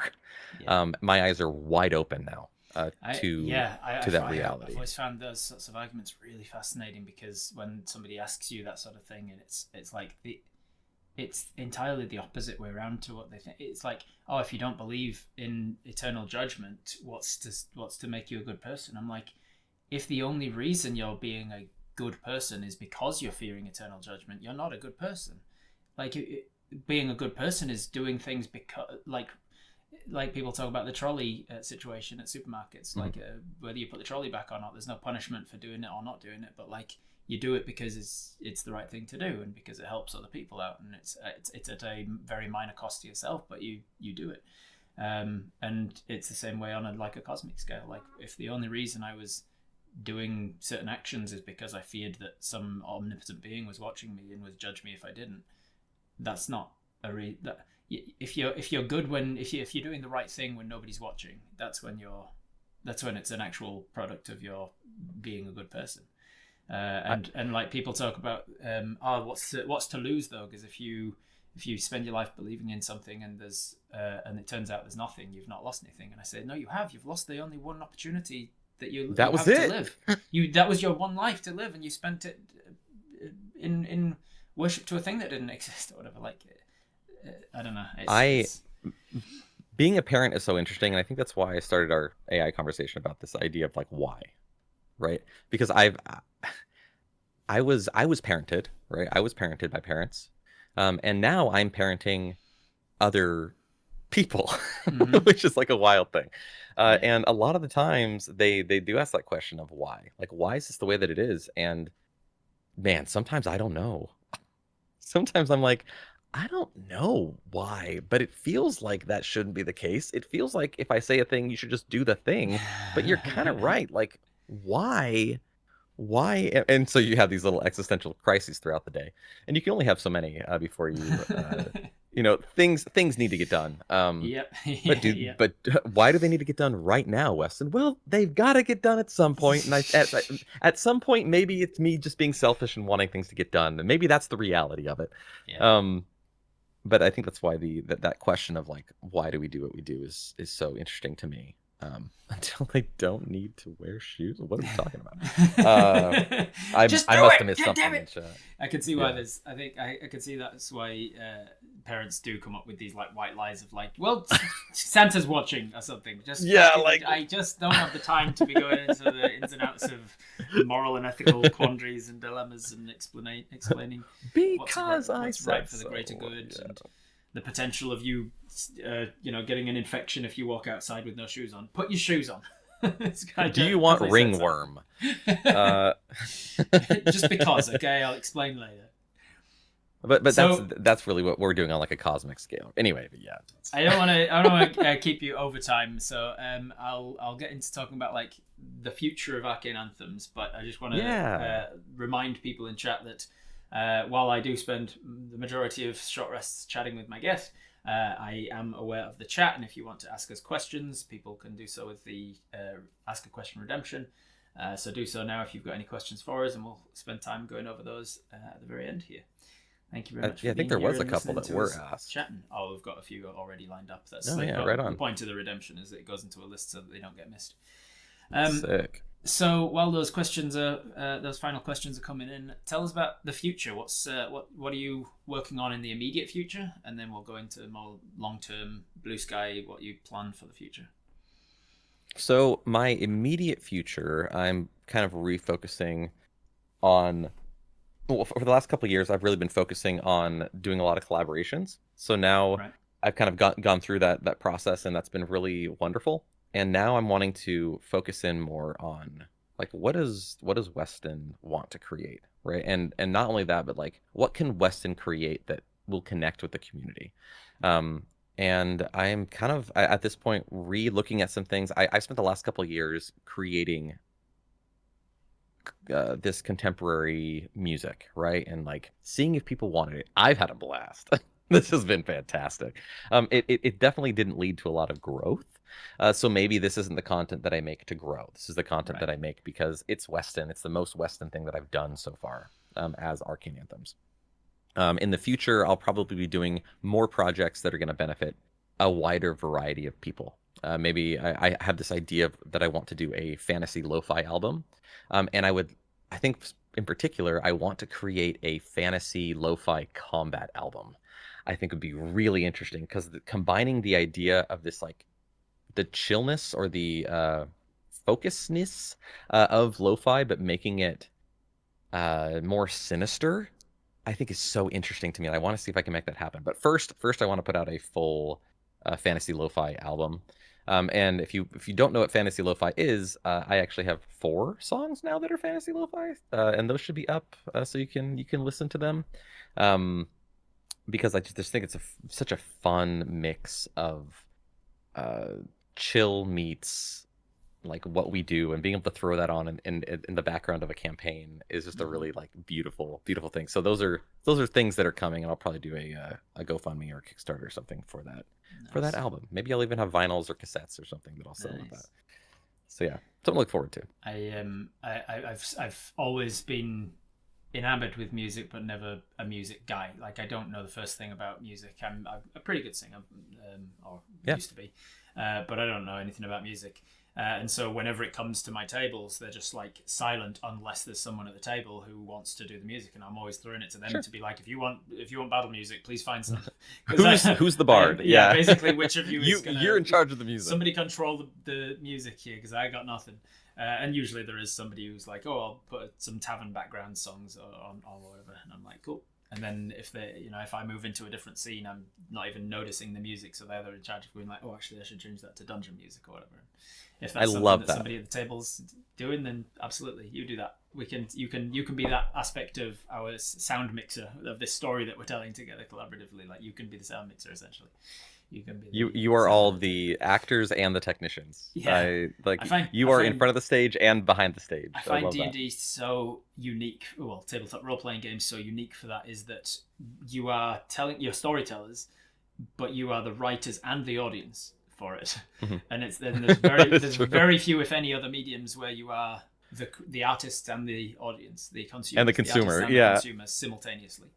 It's such a weird thing. It's like good. I've never even thought of that before. Right? That's so brilliant. It's like you're a writer's room, but you're writing a show that is happening real time as you're writing it, and then is never going to get seen again by anybody else. And you're also watching it. And you're also watching it because, as yesterday, I had a game where the continuation of some guy getting arrested for treason, and like the king the king entered his interrogation room and was chatting with him, and this guy happens to be like dating the king's daughter and whatever. And afterwards, the guy, one of the other players, was just like, that entire scene, I just forgot we were playing D&D, and I was just enraptured, like I was just watching a show. Because it was like, oh my god, what's going to happen? The kid, like, he's been arrested for treason, but it was innocent. But the king's like kind of interrogating him and saying, "What does this mean for you and my daughter now?" And it's like, oh my god. He says, I felt like I needed popcorn to be watching, and then I forgot that I was actually involved in the game. And wait, this is part of me. Yeah, it's crazy. I always love it as well. Like, one of the biggest compliments when players will talk about how they forget, like when they think back on the stuff that happened in the D&D game, they genuinely don't remember sitting at a table telling that story. They remember being on the rope bridge and the lava beneath them. They see the cinema. Like, that I was in it, and I was like, I remember that as if I was actually there, and like that's what was happening because of the story. I'm like, yeah, storytelling. I wrote a song called "Forged in Fiction" about that. That's based on a poem that my friend Dylan wrote, and I think the main piece that they wrote about was. Sorry, I'm just talking about music stuff, but that's what I do. Can't help you. So, memories forged in fiction take up the same space as memories formed in real life. They belong in the same place in your brain. So when you think back on those things, you actually do exist in that space. Literally, you are on the road. It is in your. It's the same memory section. Like when they cool. look at brains under MRI, as people are remembering things or imagining things, it's exactly the same aspect of the brain. Same place. Like, we do not have memories per se. Every time you remember something, you are recreating that thing in your imagination, which is why memories are fallible and human mind is terrible. You definitely said that thing, and if you finally find some footage of it, you'd be like, oh, you didn't say that thing. I have a memory of you saying that thing, and I can visualize it happening, and I swear blind under oath, or you definitely said it. That's why human witnesses are. It's terrible. Always the least reliable, yeah. Because people think that their memories are fantastic, and they're not. Because we're recreating it. It's like a photocopy of a photocopy. Every time you remember something, you're recreating it from the last time you recreated it.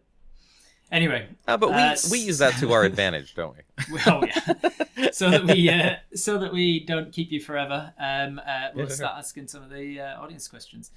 Tia Madrid asked, "My 13-year-old son is well on his way to being a techie musician. He has a mechanical brain and a perfect ear. Besides living in the right place, do you have any advice for him pursuant of this career path?" Get in studios as quickly as you can to learn from people who have been doing it forever. The more community you can build around yourselves, and the more wisdom that you can glean, the less time you'll have to spend making errors and making mistakes. And mistakes are not a bad thing. I'm not saying that those are a bad thing to do. But when you can take the wisdom from other people who have already made those errors and just add it to your wisdom, your progression is going to be so much quicker.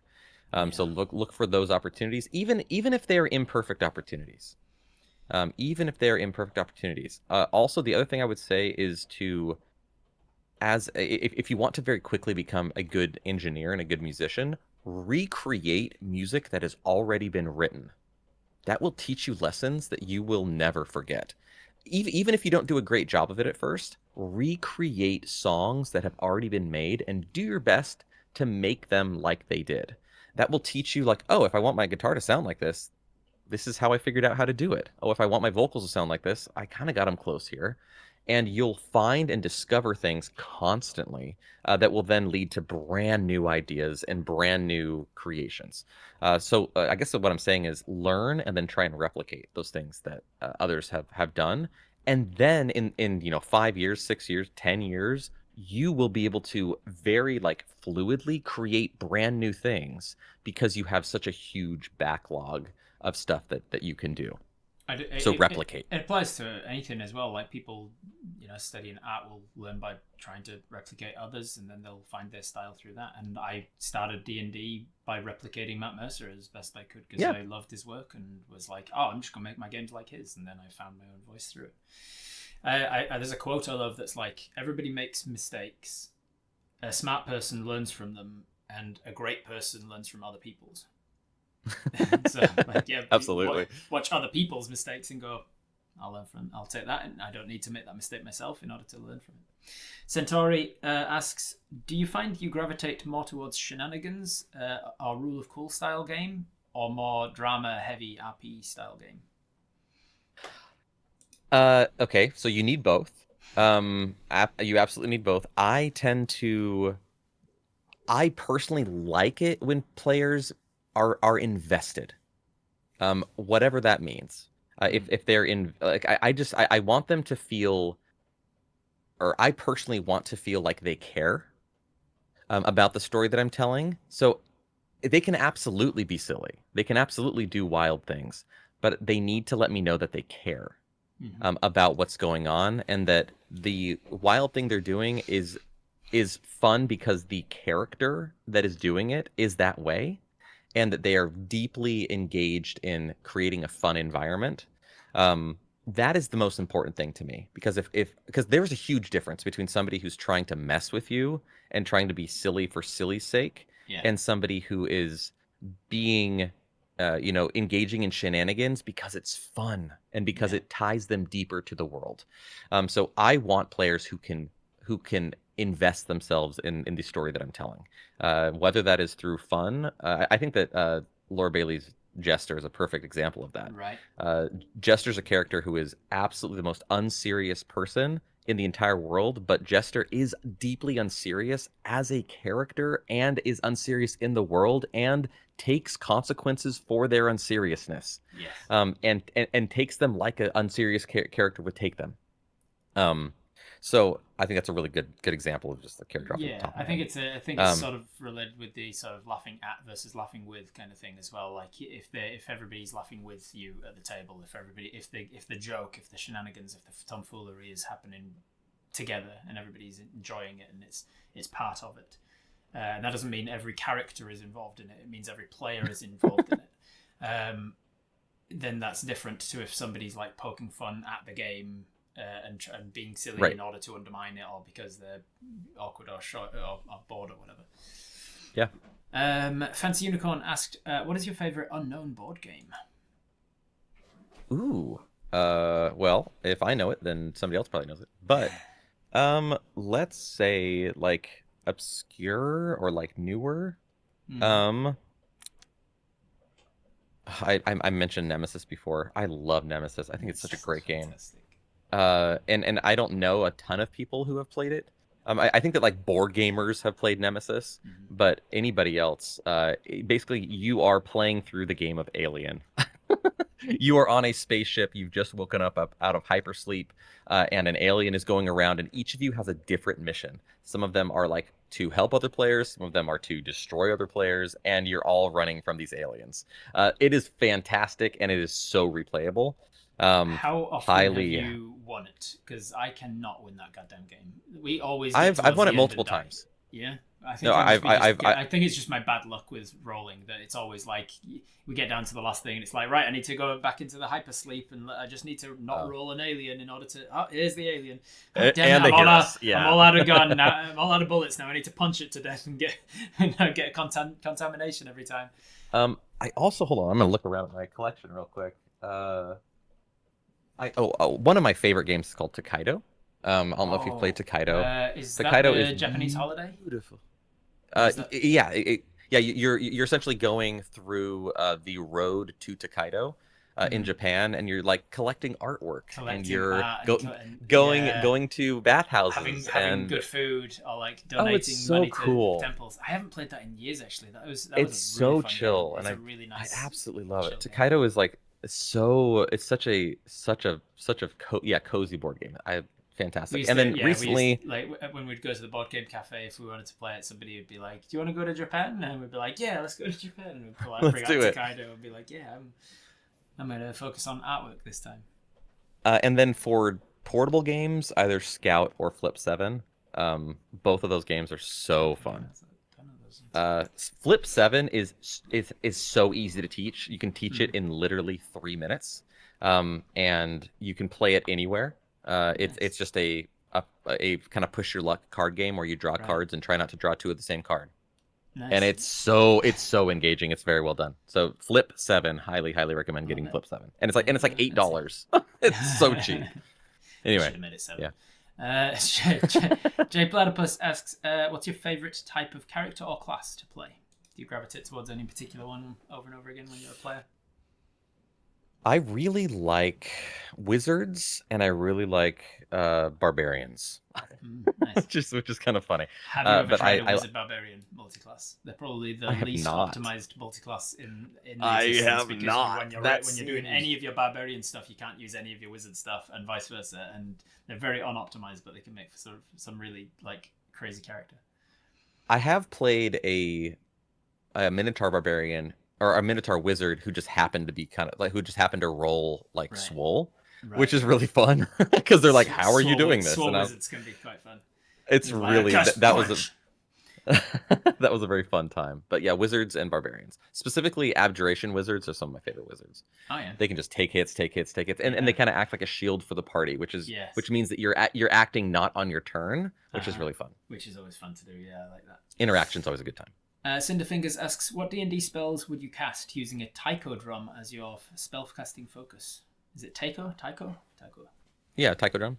I don't know if it's taiko or taiko. I'm not sure. I've used a lot of those. Oh, so what would I? So if I were casting a spell with that drum, what would it Yeah, if be? that was your I spellcasting mean, focus, what sort of spells would you cast from it? thaumaturgy would sound dope. Something like shatter would be Mm. kind of cool. Big old Just like ripple of vibration comes flying out of this drum. I That would be I very played fun. I played a bard once that used the rhythm of the battlefield. So like I remember one of them we were underground in a temple fighting a werewolf or something, and so I used like the ricochet, the echoing of my footsteps on the ground, and I was like I need to move. I need to use movement in order to cast. I decided because I was like, oh, I'm going to run here, and as I run, my footsteps hit the ground, and I sort of run in like a galloping kind of fashion to like use the percussion. And then as I got to the end of my movement, I just oof and it cast whatever I was casting, and he would do a That's similar sick. thing, like whatever the person had done before me in the round. I'd be like, okay, hit him with a sword. I'll use the sword clashing, and I'll grab those sounds, and I'll literally like grab them and like weave the sounds together and cast with that. It was a really fun bard to That's play. such a great concept for a bard. I love that. I think they were going for something similar with they have like a dancing bard now in They 2024, do, yeah. which is pretty interesting with like a lot of movement type stuff. Yeah, Um, lots but of that's very cool. monk. Where It's kind you're of not like just you weaving want to be a music, you're monk and a weaving bard. sound. Yeah, Yeah, monk bard. yeah, That's yeah. awesome. That's basically the dancing bard. They just do a shit ton of stuff, same stuff that monks can do with like the moving and the dancing and redirecting and stuff. Auto's irresistible dance would be good. Yeah. Yeah. Cinderfingers asks a follow-up question. How about casting using a musical saw as a spellcasting focus? What sort of spells A would be cast through musical that? saw. A musical So saw. like the wah Yeah, I imagine ones, so. like the Yeah. oh man, I think that would be fun for like the what's that the nightmare one where you kind of go into their Oh, right. Yeah. phantasmal, Phantasmal what is that called? Force or Yeah, phantasm. the Yeah, there's cage another one, one. right? The mental prison. Yeah, Mental prison's so a good one as well. anything where you're kind of distorting reality, I think it'd be Fear. really Yeah. Any cool of the enchantment to kind of have that ones. like the kind of that wobbly like sci-fi Yeah, type that's sound. cool. That Illusion those spells and that's enchantment spells probably. yeah, illusion and enchantment When would be I'm playing a fantastic. caster, I often restrict myself to just being like, here's one school or two schools, and that's their theme. Like I went through an entire Dragonlance campaign on GM Workshop Rackham's channel, where I was playing a transmutation wizard, and so every time I leveled up, I was like, fun. transmutation only, and I played a bard once that was only enchantment, and so I took like. I took like ones that are not very good, but it was like, and I was literally like, this is a. I was toying the line with that character of like, what is okay morally in a game where you can control people's minds with suggestion and stuff, and where does the line of consent happen and all this, and just like master manipulator. Yeah, that's creepy. And it was a really interesting sort of concept to be working with, going like, what does this mean? Is this a bad character? Is this an evil person because they are manipulating people's minds? Are good at this? Are they any less evil than if they'd been evocation and is just about lightning and fire? Burning people alive. Yeah, exactly. That's a fun moral quandary. Last one from Cinderfingers. What spells would you cast using castanets as a focus? Dancing lights would be very fun to cast with castanets. That would be very, very fun. Kind of making these little orbs dance around you. Like skittering. It makes me think of like, I don't know. It makes me think of summoning small creatures to fight. Yeah, druids would have a lot of fun with them. Maybe like what's that one? Plague swarm, or what am I thinking of? Insect swarm. Insect swarm. Yeah. Insect swarm would be very cool with that one, with the chittering. Yeah. That'd be creepy. Wow, that's terrible. Spell castanets. That's good. That's good. Keyboard smashed. That's very good. Spell castanets is very good. That's very good. I can imagine making an entire character just based around that idea of just being like an insect like the swarm keeper, the ranger subclasses, something like that. But like all of the spells are to do with insects and summoning insects and burrowing insects and all of the flavor. Like you could even do like magic missile, but like summon it as like giant bees that are attacking. But anything to do with that and casting. I think maybe some of the like lightning spells would be fun to cast with castanets. Where like the vibration gets higher and higher, and then it shoots out these like sparks. That'd be really fun. With chain lightning or what's that? Shocking grasp or something like that would be kind of fun with castanets. All right. Last question is an in joke about the Viva la D&D stuff. But what is your favorite fear? What is my favorite fear? Yeah, what is your favorite fear?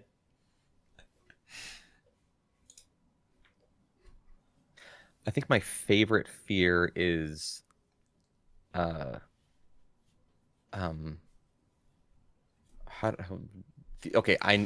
being alone. So like solitariness. How do you say solitarium? Solid.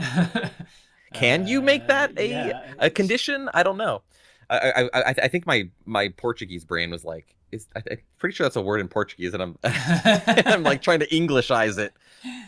Solitude. Thank you, chat. Oh my gosh, yes. I was like solitarium, solitarian, solitude. I think is my favorite fear. Solitude. Very good. All right. Well, I will. We'll start to wrap this up then, so that we don't. Keep you all day. I could obviously keep you all day. We've been yapping. Chat. We've been talking about all sorts of stuff, and there's plenty more to discuss, I'm sure.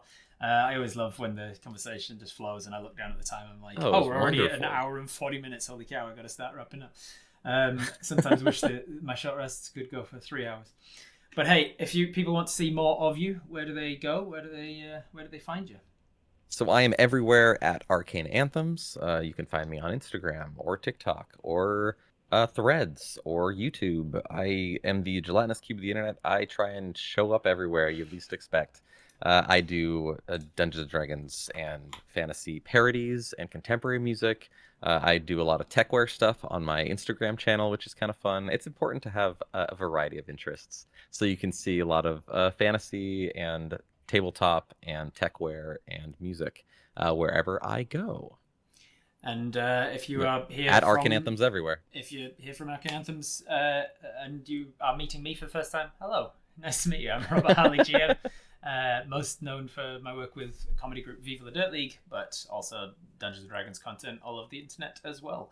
And if you want to see the two of us together in a wonderful story and a fantastic scene in particular, where I won't spoil what happens, but one of us doesn't fare too well from the meeting. Nope. You can head over to Winter's Tales. Actually, to watch Castleton. neither of us really fared very well. Neither of us fare well out of that particular meeting. It was a pretty brutal encounter for the both of us. Let's be complete. It was fantastic. In a way, both of us died. Yeah, in a very real way. So in a very real way. You can head over to Castleton on Winter's Tales, where we were both players among that ensemble, and it was an absolute honor to share that scene with you. It was one of my favorites. Fun. Like it genuinely has gone down in my memory as like, holy cow, one of the best moments in storytelling that I've had in D&D. So definitely check that out. I think that'll do it for us then. So I guess we got to get back to the mission. We're finished drinking our strawberry and lime. I will carry the beast to the butcher. We're going to start butchering it. We've got to go to the tanner after that to get it skinned, so that we can then take it to the enchanter to get the enchanted cloak that we need for the next thing part of the quest. It's never ending. It's just a fetch after a fetch after a fetch is all it is. We gotta feed them. People need stuff. We gotta feed them chickens and children as well. They've just been hanging out, terrorizing with the meat from the beast. It's a whole thing. Yeah. They're scarier than we've ever been. We'll send people off on a raid. Is there anyone online at the moment that you know that you'd like to raid? Otherwise, I can. Oh, I have no idea. I think you would have to do that. Let me see here. I got Vexwild. Vexwild. I don't know. Let's raid them. Who's Vexwild? Vexwild is a very good storyteller. She tells a lot of stories from her car. Like a lot of great D&D stuff. Great retail stories as well, because they're a manager at a retail store. Just a really incredible person. But VEXWILD 14. Yeah, VEX. Vexwild 14.